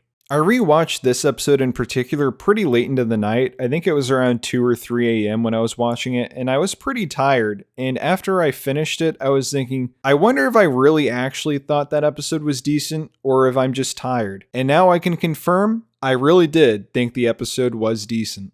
Episode 9 begins with Carly telling Harper that she's received a text message from Griffin, who you may remember from the iCarly episode I Date a Bad Boy. He wants to meet up with her, and Carly thinks that she might be the one that got away for him. Although she does still seem to be a little turned off by his obsession with the Pee-wee babies. Freddie also shows up to the apartment, and we learn that he has a job in tech support. Now, it's unclear whether or not he's had this job the entire series, or if he's just picked this job up at the beginning of the episode. I kind of choose to believe that he's had this job since the beginning of the revival, but it's not really certain. But I only believe that because how he has to have had a job somewhere. Like he couldn't have just been sitting around doing nothing this whole time.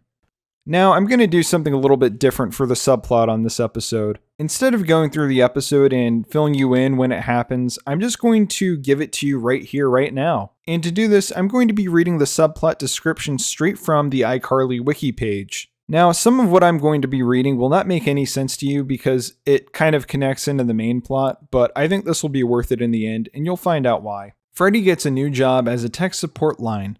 When he spends time helping customers, Millicent interrupts by showing him a presentation on why she should get a dog. Freddie replies, no, after taking a shot of water with courage sand. When Freddie gets a call after fixing their problems, he offers the customer some sand and they hung up. Freddie gets Millicent a fish to see how she care of it first before of a dog. So as you can see, it was just so eloquently written that I couldn't help myself but read straight from the source. So back to the beginning of the episode, Freddie's talking about how he's trying to save up money so he can move Millicent and himself out of the apartment, and Carly suggests that he get a side hustle. This will come into play later in the episode. At Skybucks Coffee, Harper is having problems with her manager, and towards the end of the episode, she ends up quitting. This is like her little side plot type thing, and it's really nothing more than what I've just described here, so that's why I've just gone ahead and gotten it out of the way. Carly is also meeting up with Griffin here, and Griffin essentially just tries to rope her into an MLM scheme. He shows off this product called sand, which you just pour into your water and it's supposed to make you feel better. Carly tries some for herself and she immediately buys into it. Back at Carly's apartment, she is gushing over sand to Spencer and Freddie and says that it might be a good side hustle for Freddie. Freddie takes a sample pack of the Courage sand and uses it when he's having a meeting with Millicent. Millicent makes a video in an attempt to persuade Freddie to let her get a dog, but Freddie says no. I personally think that Millicent would have gotten a dog had she made a 2-hour video essay explaining why that would be a good thing. Freddie does, however, agree to let her have a fish as kind of a trial run on a pet. After this, Freddie dives headfirst into the sand MLM scheme. Using the $4,000 he was saving up for an apartment, Freddie buys $4,000 worth of sand product. Carly is immediately alarmed at what she is seeing Freddie do, but Freddie is determined that he will sell all of the sand and make his money back and then some. Carly goes back to her apartment to talk to Harper about the Freddie sand problem and calls Harper a normie. You're dressed as a normie. Carly goes to Freddie to ask him how the sand selling has been going, and it's basically been going horrible, so Carly comes up with the idea of selling sand on iCarly. Freddie immediately thinks this is a great idea, and they get Griffin in as well. Later, Millicent goes to Skybucks Coffee with her pet fish for a pet fish group, and while she's there, she begins feeding her fish, and she realizes that she's accidentally fed it sand instead of fish food. However, Harper discovers that the sand and fish food are actually the same product. Realizing that Carly and Freddie are in the middle of an iCarly web show promoting this scam product, she quits her job and runs over to the studio to warn them. At the studio, they're doing their advertisement for sand, and the funny thing about this is that this actually seems like it would have been a funny skit for them to do for the iCarly web show. Like, nothing about this seems like it would be for a real product, and it would just actually be a funny skit. It's been quite a while since we've seen the iCarly web show featured in one of these episodes, and because of that, you may have forgotten one of the main things that I wanted to do, which is focus on the view count for each of these webcasts. In this webcast, the view count doesn't go higher than 63 viewers at any time. I understand what they were trying to do with this, like no one wants to see this, but it's just not accurate at all. So the last time we saw the web show appear in an episode, it was episode 3, and the maximum amount of viewers that they received in that episode was 59,000 viewers. Now, just for the sake of this, let's say that that's an exception. The average view count is like 10,000 lower than that. It's around 49,000, or hell, even 40,000. So if your web show is averaging 40,000 viewers, I don't really see any circumstance in which you start a live stream and you're only capable of getting 63 viewers. Even if you promoted the live stream by saying, "Hi, we're going to be promoting an MLM scam called Sand, please tune in," you would still get a lot of viewers, just because people would be curious to see the train wreck that was about to occur. So a more accurate and what I think would be a more hilarious scenario is if they started at like 50,000 and it just plummeted all the way down to like 1K by the end of it. So Harper comes in and lets everyone know that it's a scam, and Griffin essentially admits to it being an MLM. The episode pretty much ends after this, and it ends with Freddie being scammed out of $4,000 and not getting it back, and on top of that, he is now unemployed. So I got through this episode pretty quick also, and while I don't think it's one of the best, I also don't think it's the worst episode in the whole season. I thought that the plot overall was pretty interesting and it kept me engaged throughout the episode, but there is somewhat of a lack of a conclusion at the end. I mean, Freddie got scammed and that's about it. Once again, we have another episode where the ending actually seems like it might be a better place for things to start.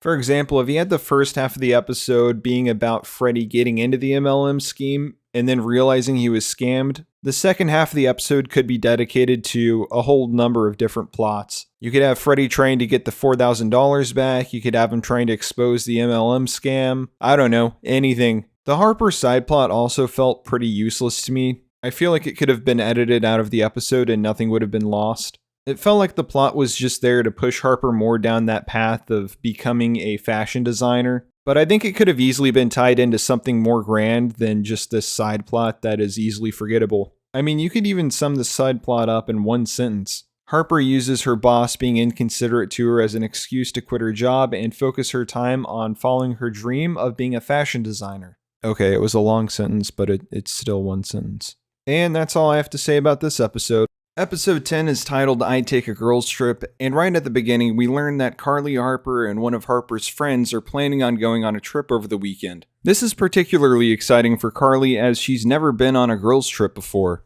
But just as Harper is getting ready to leave the apartment, she opens the door and Maeve, her cousin who had been missing for 4 years, is standing right there. So she goes on to say that she was kidnapped for 4 years by pirates on the sea, and that's where she's been all this time. So my next question is, how would she have found where Harper was? She's been living at sea for 4 years and she somehow was able to track down Harper's apartment? I think she might actually be working as an undercover CIA agent. That's the only explanation here. Also, how long was Maeve standing there at the door? I mean, she never rang the doorbell or knocked, so the only reason Harper even knew she was standing there was because she just happened to be opening the door at the same time that she was there. So how long was she standing there for? A minute? An hour? A full day? This is a question that needs to be answered before this series is over. Please do it. Harper tries to invite Maeve to come with them on the girls' trip, but she is not interested, so Harper just decides that she's going to stay behind. And then immediately after that, Harper's friend Brooke cancels, and now Carly is all on her own. Seemingly with no other choice, Carly then decides to invite Freddie on the girls' trip. When Freddie and Carly arrive at the resort, they find out that their room is actually a honeymoon suite, and this makes things pretty awkward between the two. Back at Harper's apartment, Millicent opens the door as slow as humanly possible, walks in, walks right past Maeve and doesn't acknowledge her existence. She has a whole conversation with Harper and then finally asks who Maeve is. Who are you? I guess it's something about that couch that just makes whoever sits on it invisible. Spencer also shows up at the apartment and he immediately begins flirting with Maeve. And Maeve immediately begins flirting with Spencer. Back at the honeymoon suite, Freddie and Carly decide to go looking through the drawers and we're treated to this incredible musical number.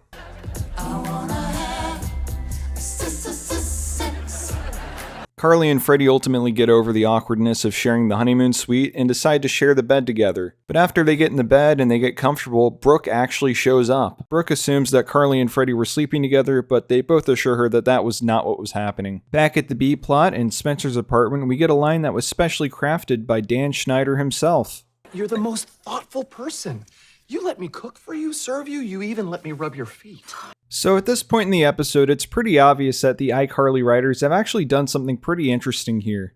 In both plots, one of the characters is made to feel excluded from the group. In Harper's case, she feels that Spencer is taking Maeve away from her, and in Carly's case, she feels that Brooke is taking Freddie away from her. This actually might be one of the most well-crafted plots of the whole season this far. But that doesn't mean that I enjoyed this episode, because in fact, on my first watch, I absolutely hated this episode. And I'm not talking about the kind of hate that I've discussed in the previous episodes, this is on an entirely new level. My hatred for this episode was so much that it was irrational. I do not know why I hated this episode so much on my first watch. The only thing that I can come up with is that I was just in a horrible mood.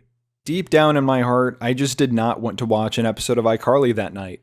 And yet, a new episode had come out, and that was the rule, I had to watch it. But I was absolutely seething sitting on the couch watching this episode. I dissolved further and further into the couch as the episode went on, and even while watching it, I couldn't explain why I hated it so much. In the moment, I knew I had an irrational hatred for this episode. But on this rewatch, I can just say that it's a pretty average episode. And as I just said, it might have even the most coherent plot line. At the honeymoon suite, things are getting more intimate with Freddie and Brooke, and Carly is clearly feeling left out. Carly gets up to go and answer the door, and when she opens it, they've sent some people up for the couples massage. And I just like to point out the obvious overdub here, because they probably didn't have a recording of them saying anything, and they realized that it might be difficult for the audience to tell what this is. But the overdub just doesn't work here, it just sounds hilariously out of place. Couples massage. So Carly ends up sitting in the bed while she watches Freddie and Brooke get the couples massage, and she mentions that a carnival's in town and says it would be fun for them to go. Later when they return back, Freddie has won Brooke a stuffed unicorn, and Freddie promptly kicks Carly out of the room so they can have alone time. Carly ends up going down to the resort's tiki bar and does a live stream there. This live stream might just be the shortest live stream anyone has ever done. Ever. This live stream lasts for a total of 18 seconds. And in those 18 seconds, Carly was able to get a max view count of 1,600 people. And just 2 episodes back in the MLM episode, she was only able to get 63 people on her live stream. And surely that live stream lasted longer than 18 seconds, so this makes a lot of sense and this is logical. So I didn't mention this, but at the beginning of the episode, Carly says that they got a room upgrade because they found out that she was from iCarly, but they were giving this room upgrade to her because they expected her to do some sort of promotion for the hotel, and I don't think an 18-second live stream was what they had in mind. So Carly and Harper have a phone call where they both realize that they're in pretty much the same exact situation. Harper tells Carly that she should go up there and tell Freddie that she needs to be a part of this girls' trip and she feels like she's being left out. And Carly says that Harper should do the same thing with her situation. So Carly does exactly that. She goes up to the room and tells Freddie and Brooke that she's tired of being left out and she wants to be able to join in. Brooke then gets up off the bed and says she'll be right back, and Freddie apologizes to Carly for leaving her out of the girls' trip. Brooke then returns and is confused because she thought that they wanted to have a threesome with her. Brooke becomes incredibly embarrassed when she realizes that that was not what was going on, and she decides to leave. Carly's then disappointed that she's ruined the girls' trip, but Freddie tells her that it's just like every other girls' trip he's been on, so she actually did it right. In the B plot, the resolution goes a little bit differently, with Maeve telling Harper that she's sorry that she felt left out with Spencer and Maeve spending so much time together, and Maeve reassures Harper that she's actually the one that she wants to spend the most time with. The rest of the cast enters Harper's apartment for a brunch, and Maeve announces that she's going to be staying in Seattle, and more specifically, staying with Spencer. This seemingly confirms that Maeve and Spencer are now dating, and this is something that I really do not understand or like. So TV shows that focus on a romantic plot aren't typically my interest, but when a TV show that I like is able to do a romantic subplot between 2 characters who I think would work well together, then I like it. And this episode contains one of my biggest gripes with TV comedies and romantic subplots. They've introduced this brand new character, and by the end of it, they are dating one of the main characters. I don't really know who this character is, and yet they expect me to be invested in this romantic pairing, not to mention all the previous romantic pairings that have lasted almost less than an episode. When you have a character that seems as pointless and annoying as Maeve is, and now she's dating one of the main cast members, and you know that she's going to appear for at least one more episode, it just feels like torture at that point. Like, I already know this relationship is probably going to last only one more episode. This actress isn't getting her name in the main credits. I know you're not going to stay around. If I'm going to watch a romantic plot, I want you to commit to it. Don't go halfway. Don't yank me around being like, oh, are they going to be with this person? Oh, no, they're not. Are they going to be with this person? Oh, maybe. Oh, no, never mind. They're not going to be with them. Oh, maybe they'll be with this person. Nah. I don't care about that. I didn't sign up for that. iCarly is not about that, and don't do that on iCarly. I want wacky adventures, I want goofy things to happen, and I want Spencer to build wacky sculptures, not date one-off characters. Thank you. So in conclusion, the idea for the plot was pretty decent. The Maeve character is not good, so that results in a pretty average episode. So it's like 5 out of 10 or something. Episode 11 is titled I Can Fix It Myself, and it revolves around Carly attempting to fix her junk car all by herself. But don't let the car fool you, because this episode is truly about dating. So the episode begins with Carly saying that she has to go and pick up her taco costume from the dry cleaners for the web show, and everyone makes a big deal about how much her car sucks, but Carly is adamant that her car will be fine. And then we immediately cut to her standing on the side of the road with her car broken down. So for whatever reason, as soon as Carly got her taco costume from the dry cleaners, she decided to put it on and then drive in the car with this taco costume on. I don't understand why she couldn't have just waited until she got back to the apartment. I'm not even sure if she would fit in the driver's seat with that costume on. So the tow truck driver gets out and he gets his own cheesy hot boy montage, and he introduces himself to Carly, and his name is Wes, and this is important because he's going to be in this episode and the next one and the one after that. So Wes starts trying to diagnose the problems with Carly's car, and Carly is not believing that he's telling the whole truth. Wes tells Carly that the repairs to the car are going to cost more than it's worth, and it would be a better idea for her to just buy a new car. Carly thinks that Wes is just trying to rip her off, and she goes on to tell Wes that this car is more valuable to him than he could ever know. Back at Carly's apartment, we learn that Harper's subplot for this episode involves her trying to get a job with the pop star Double Dutch. And Carly also reveals that the repairs for the car will cost $15,000. She ultimately decides that she's going to try and fix it herself and signs herself up for a car repair class. Meanwhile, in the Spencer subplot, which also happens to kind of be a Harper subplot as well, Spencer's on a date with Maeve, and it's kind of confirmed here that they are dating.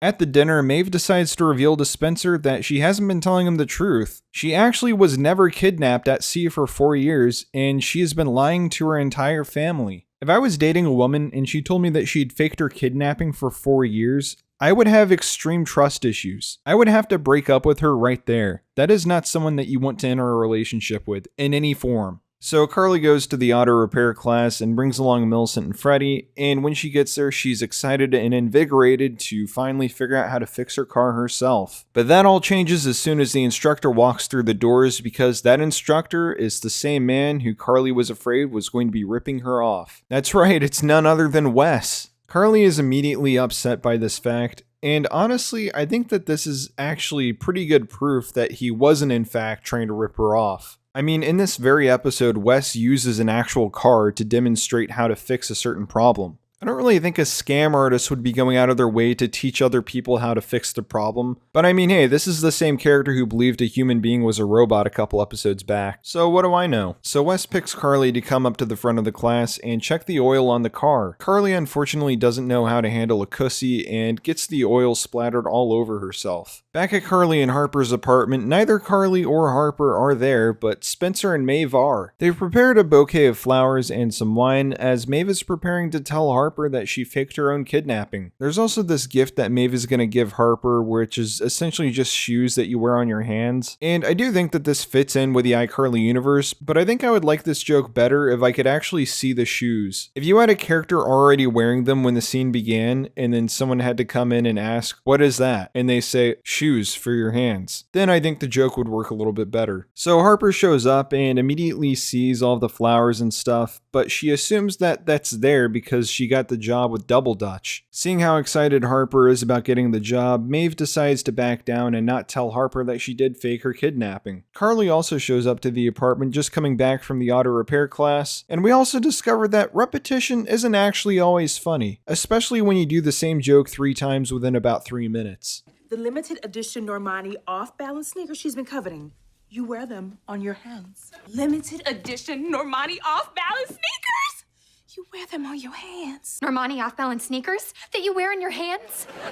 Back at Spencer's apartment, Maeve is telling Spencer that she now plans on never telling Maeve that she faked her kidnapping. However, as they're saying this, Double Dutch is just around the corner in the kitchen, hearing every single word that they're saying. Now, maybe I missed something or I didn't understand this, but what motive would Double Dutch have to tell Harper any of this information? It's not made clear what she would get out of that, but Spencer and Maeve are very concerned that Double Dutch is going to tell Harper her big secret. Back in the main plot, Carly has decided that she's no longer going to be taking Wes's auto repair class, and she's going to attempt to learn how to fix her car from the internet. So she goes underneath the car and tries to do something and ends up getting oil splattered on herself yet again. And when she does this, she begins saying, son of a, and as she's just about to say the word bitch, Millicent starts blowing on the horn in the car, acting as somewhat of a censor for Carly's swear.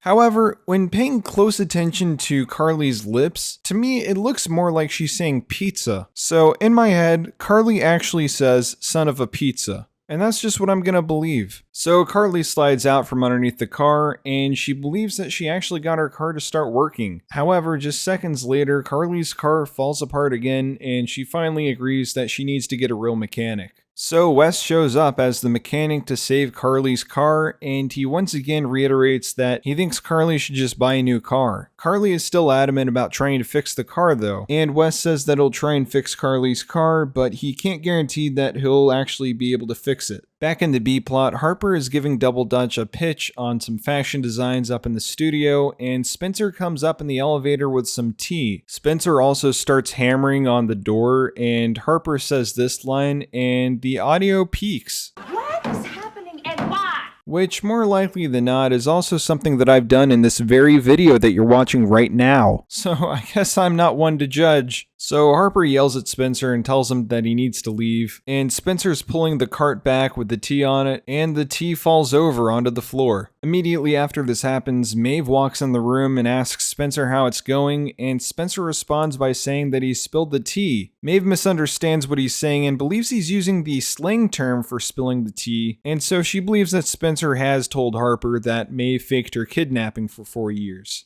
Maeve then goes up to Harper and begins to apologize herself, and now Harper really does know that Maeve faked her kidnapping for 4 years. As expected, this doesn't go over well with Harper, and she's immediately angry. Back at Carly's apartment, Wes shows up to deliver the final verdict on whether or not Carly's car will live or die. And the news for Carly isn't very good, as Wes tells her that he could not save the car. This is absolutely devastating for Carly, and she finally opens up and explains why the car has so much value to her. She says that she bought the car with Sam, and they drove around on road trips together in it after college. And now that Sam is gone, Carly just can't let go of the car. I actually really like that they tied the car to Sam, and I'll talk a little bit more about it at the end of the episode. Following this, Harper immediately begins latching onto this conversation and making it about her situation between her and Maeve. What a selfish son of a pizza she is. So I really want to focus on how angry she is in the scene, because pretty shortly after this, she's going to forgive Maeve, and it won't take much at all for Maeve to forgive her. What's silly is lying to someone for years and then telling the truth to your brand new boyfriend before your best friend/cousin. So Carly gets up to pay Wes, and Wes tells Carly that she doesn't need to pay and she should just put that money towards a new car. Wes then follows this up by asking Carly out on a date, which just seems like it's one step away from being really wrong. Like, I can just imagine a Twitter mob canceling someone over this. I mean, it's kind of being implied here that Wes's date offer is kind of a replacement for payment for the car services. In the end though, Carly agrees to the date, so I guess there wasn't anything cancelable here. Back in the iCarly studio, Spencer has something that he'd like to reveal to everyone. And the thing that Spencer is going to reveal is a brand new piece for the iCarly studio set. Spencer has refurbished Carly's old car into seats for the studio. an homage to the original iCarly set, which housed a very similar prop. Also, was it just me or did anyone else remember the car in the iCarly studio set to be purple? Because when I went to go and find the image that you're seeing on screen now, I 100% believed that this car was purple. But that is just simply not the case at all, so I have no idea where I got that memory from. If you also have this false memory, please leave a comment down below so that way I know that I'm not insane. And also, if anyone has any sort of an idea as to why I might have this false memory, please let me know down below because I am very curious about this. Like, am I getting it mixed up with something else in the show or some other show that was on around at this time? I have no idea. Carly really loves the new seats and Maeve uses this opportunity to try and get Harper to forgive her. She basically just walks over to her and says, "Oh, I'm sorry for doing that. Do you forgive me?" And Harper says, "Yeah." Harper, I am so sorry I didn't tell you. I just didn't know how. Be brave!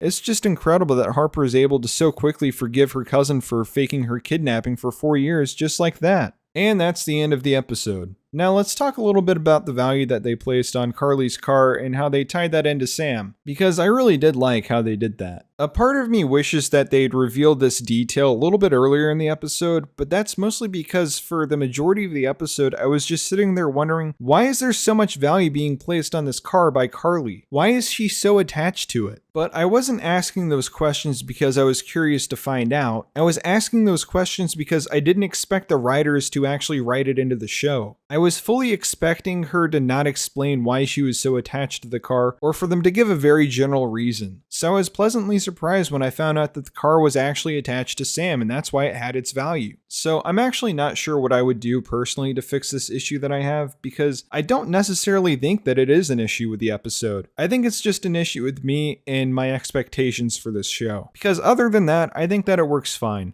So overall, I think that the main plot of this episode is pretty decent, and once again the subplot falls pretty short. My main grievance with the subplot here is that the payoff for Maeve finally telling Harper this big secret wasn't very huge, but this is probably just because I couldn't care less about Maeve as a character or this conflict that she has. And unfortunately, Maeve is sticking around for one more episode, so I'll have plenty more to say about her character.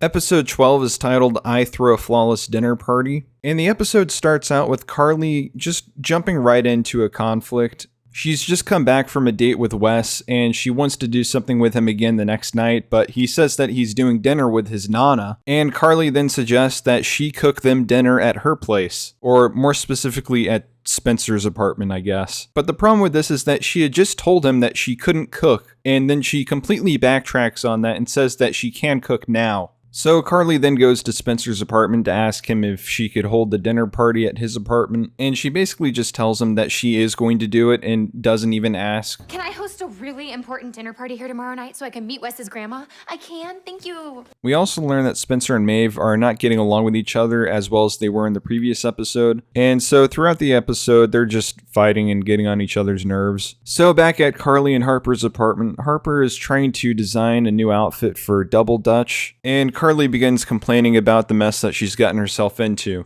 Harper also steals a tactic from Donald Trump, and she pretends to be her own receptionist on the phone. Hello, Harper Designs. Miss Pennyfeather speaking. How may I help you? Freddie also shows up with Millicent and asks Carly if he can pitch his new app idea to Carly. Yeah, you heard me right. Freddie Benson is developing an app now. So Freddie's app idea is essentially just a glorified recipe app. You can plug in your recipe to the app and it somehow is able to tell you how long you should be putting it in the oven. It'll like set timers automatically for you. Carly is immediately excited by this idea and wants to use it when she's cooking for dinner for Wes's Nana. We then cut to the dinner and Carly is already in the process of cooking and using Freddie's app. Freddie and Millicent also show up, and we've learned that Freddie has bribed Millicent in order for her to be nice to Carly during the dinner. This is yet again another fine example of Freddie's excellent parenting. So Wes and his Nona show up, and as soon as Wes leaves the room, Nona tells Carly that she hates her.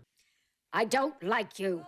And it's not made clear at all during the rest of the episode why this is the case. It feels like the writers just flipped a switch that says conflict on it without any further explanation. Carly is seen cooking the dinner, and as she's trying to put the raviolo into the oven, she realizes that she can't because the oven is already baking bread at a different temperature. So Freddie takes Carly's phone to go and take a look at the problem, and then he comes back and says, "Great news, it was user error." And then Freddie just kind of shrugs it off like it isn't a problem that needs to be fixed by him. It kind of does. If people aren't able to use your app correctly, then it's not on them, it's on the app. Harper begins wheeling out Double Dutch's outfit that she made for her, and she informs Carly that Double Dutch is going to be stopping by to see it. Carly doesn't seem too happy about this, and all I have to say is this could have been avoided very easily had Double Dutch just come up through the elevator and went straight to the iCarly studio. But no, she had to go through the apartment main door entrance. I mean, I guess if she didn't do that, there wouldn't be any conflict. Double Dutch makes her huge entrance and causes an annoyance with pretty much everyone there. And Carly is visibly the most annoyed by the whole situation as she feels like her dinner is being ruined. Wes gets up and offers to help Carly with the dinner and threatens that he will leave her if he's not allowed to help. And he does this in the most nice and sincere way possible. Carly, if you don't let me help, I'll never come over again. I'm very aware that this is like a joke in universe, like Wes is making a joke that he will leave her, he's not going to actually leave her, but just the way that he delivers that, I just find very amusing. So Carly pulls the dinner out of the oven and it is pulsating, which is apparently a good thing. Carly calls everyone to the table to eat dinner, and moments after everyone starts eating, it appears that Nana is choking. Carly gets up to go and try and save her, but as soon as Nana is able to speak again, she says that she was not choking and she was just trying to spit out the food. Wes's Nana asks to lay down for a bit, and Carly offers up her apartment for her to go and stay for a bit. Later, Carly decides that she's going to head over there to check on her, and when Carly gets there, it appears that she's sleeping. Also, this is my favorite part of the episode. Carly comes in and says, "I'll let you sleep," and then proceeds to monologue to her. Nona Sylvia? I'll let you sleep. I'm so sorry that I hurt you. Just absolutely fantastic stuff here. So while Carly is monologuing, she slowly makes her way over to the couch, sits down next to Nana, and then touches her hand. When she finds that Nana's hand is cold and clammy, Carly immediately thinks that she might be dead and gets on top of her to perform CPR. This shocks Nana into waking her up, but not saving her from a death. Wes comes running out and Nana says that Carly was trying to kill her. Back at Spencer's apartment, all of the side plots are getting wrapped up. Harper presents an outfit to Double Dutch, and she doesn't like it at first, but then Harper gains the confidence she needed all along and sells the idea to her. Spencer and Maeve say that they need a break in the relationship, but really this is just them breaking up, and this is the last time we see Maeve, at least for now. Back at Carly's apartment, Carly apologizes for how things went at the dinner, and Wes reassures Carly by saying that her last girlfriend would have let Nana choke. And then Carly and Wes make their relationship official. And we cut back to Spencer's apartment where the whole cast is eating spaghetti tacos, yeah! While Spencer is using Double Dutch's dog to comfort him after the breakup, Freddie suddenly gets an idea for his new app that he's going to do. Too bad there's no way to connect people who need pet sitters with people who need therapy animals. I don't really think it needs to be said, but I don't think this is a good app idea, and his recipe one was actually a lot better than this. But that might also just be me being annoyed that Freddie is developing an app instead of literally anything else. Overall, I think that this is a pretty average episode. There isn't anything spectacularly amazing here, but there also isn't anything outrageously horrible. Really, the worst offense of this episode is the side plots, as they feel like they're there just to wrap up a few loose ends that have been thrown about as the season's coming to an end. I mean, the whole side plot with Maeve and Spencer was essentially just there to send Maeve off the show. They essentially just used the two characters as plot devices to make the dinner go awry and also conveniently use that as a way to send Maeve off the show. The extension of Maeve's character in this show just feels incredibly pointless to me. I mean, Maeve's extension past one episode was just a detriment, because in her second episode, it's revealed that she had faked her kidnapping to her entire family. That did not make the character more likable to me. In fact, by proxy, it made Spencer seem like a worse character, because why did he continue to be in a relationship with this woman after she revealed that? I am still baffled by this. So Wes and Carly are dating, Harper and Double Dutch are working together, and Spencer and Maeve have broken up. That's the end of the episode. It's time for another detour.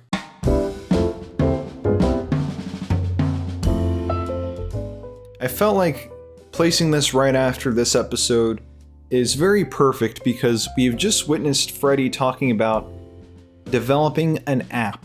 I think I mentioned it previously in the video, but Freddie Benson is a technological god. It just doesn't make any sense whatsoever for Freddie Benson to be developing an app instead of literally anything, really. This is a man that would have been hired on the spot by almost any company that he applied to. All he needed to do was just send them a link to something that he did for iCarly, or hell, even just something he did in his real life. He's done a lot of different things. He's done many things. He's done great things. He's done beautiful things. He's done genius things. And to think that this show is portraying Freddie as anything close to a failure is just mind-boggling to me.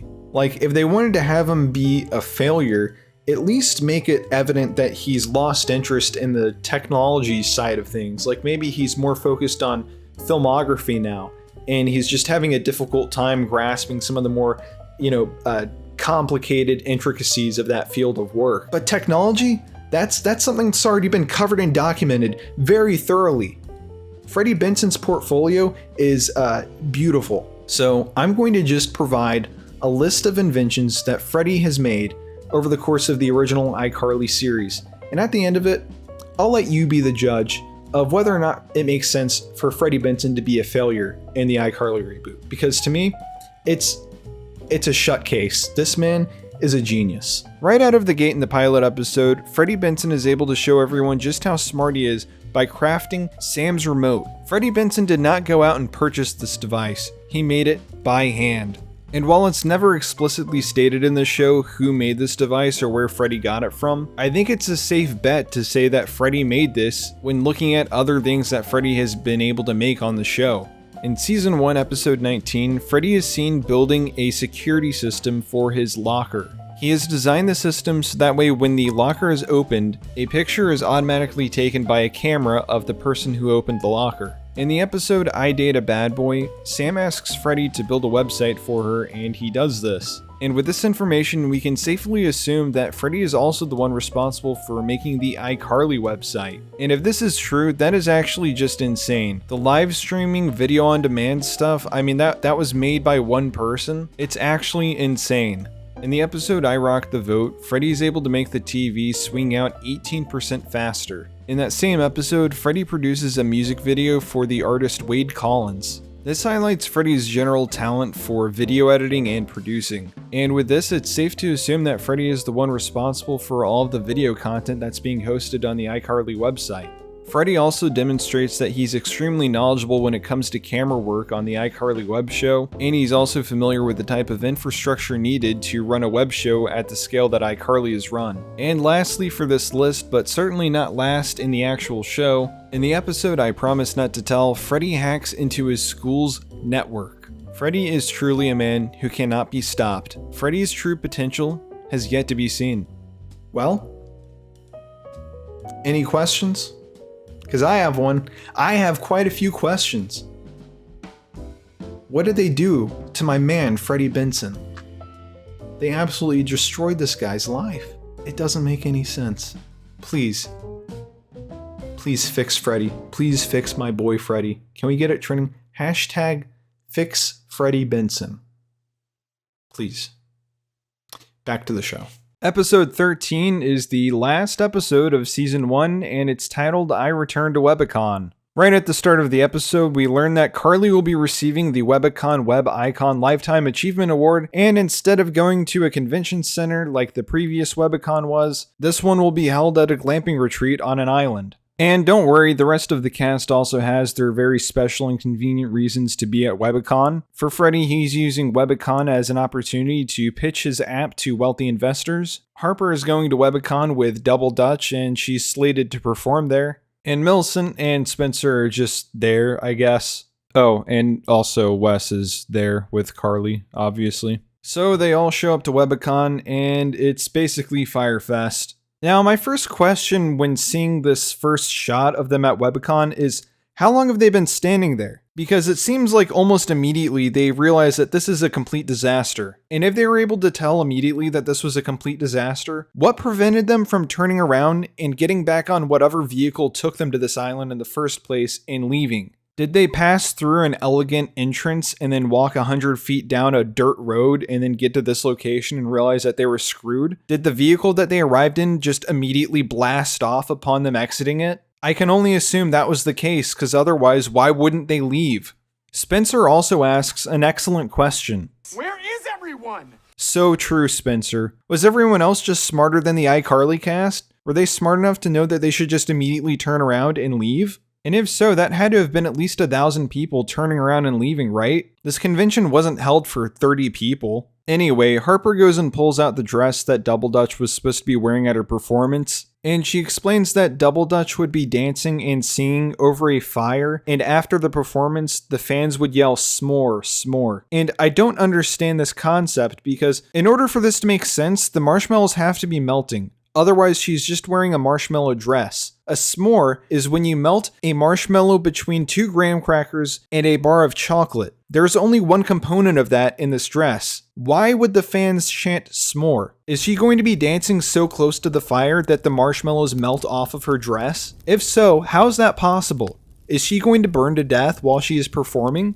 I truly must see this performance for my mind to be quenched. Spencer tells everyone that there won't be any rescue vehicles coming to get them until Monday, and they walk off and leave Carly and Wes by themselves. Luckily for everyone, Wes came very prepared for a scenario just like this. And bizarrely, this, for whatever reason, just pisses Carly off. I mean, you could argue that Wes went a little bit overboard, but you're in the scenario now that Wes was preparing for. Why is no one just fawning praise over him for being prepared for this disaster scenario that they're now in? It makes no sense, and the only logical thing that you can expect a viewer to do is think less of Carly for this. Later, Freddie is talking to Spencer about how bummed he is that he won't be able to pitch his app to anyone here. And he starts talking about how maybe this is a sign that he should give up on the app. Spencer offers to fund it, but Freddie turns it down because he's already spent too much money on his failed businesses. Meanwhile, Carly is talking to Harper, and she begins saying that Wes is kind of bringing the whole thing down. He's a bit of a bummer on this situation, being a little bit too prepared. And she ends up saying that she wishes that Bo was there because he was always fun and spontaneous. And what do you know, apparently Bo is just as dumb as the rest of the cast of iCarly and couldn't figure out how to get off this island. So Harper and Carly go up into Bo's treehouse with him, and Bo offers his treehouse up for them to stay at. And to increase the tension here, it turns out that Bo is newly single. Uh-oh. Later, Carly is showing Wes where they're going to be staying, and Wes begins asking questions that are logical and make sense to ask in a situation like this.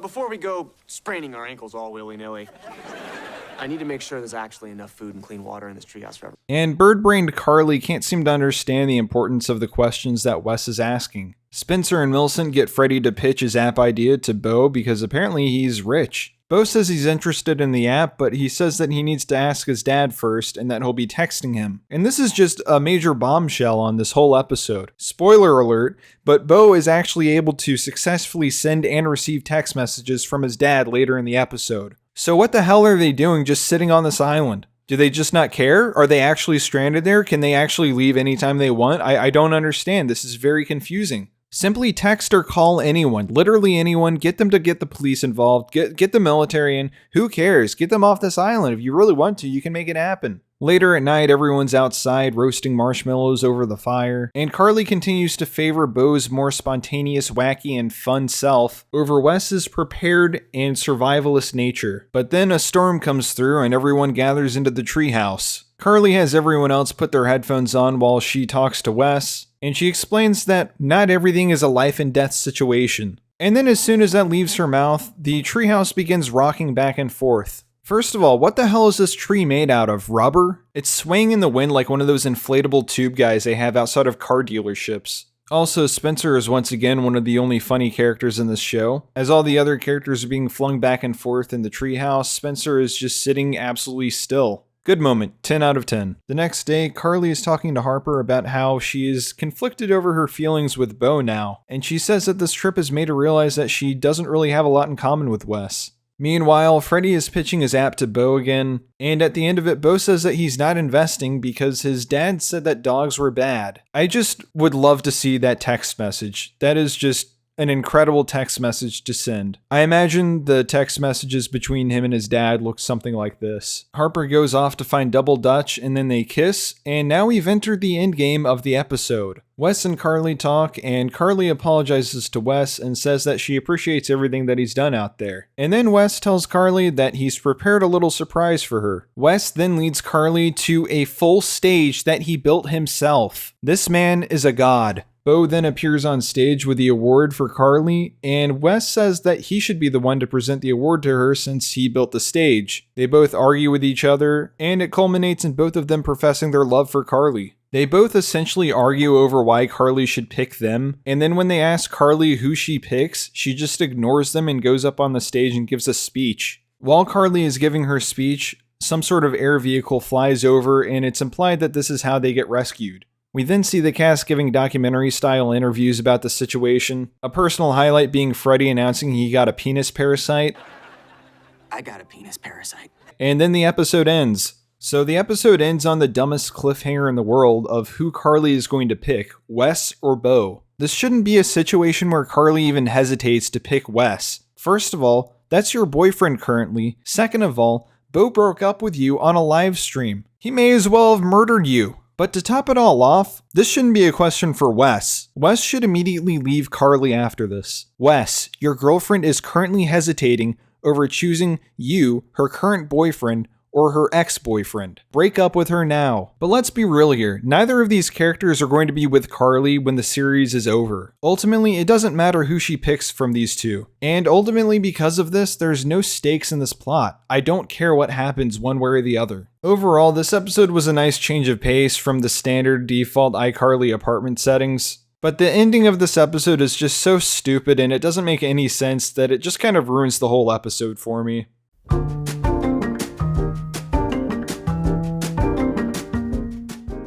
I'm done.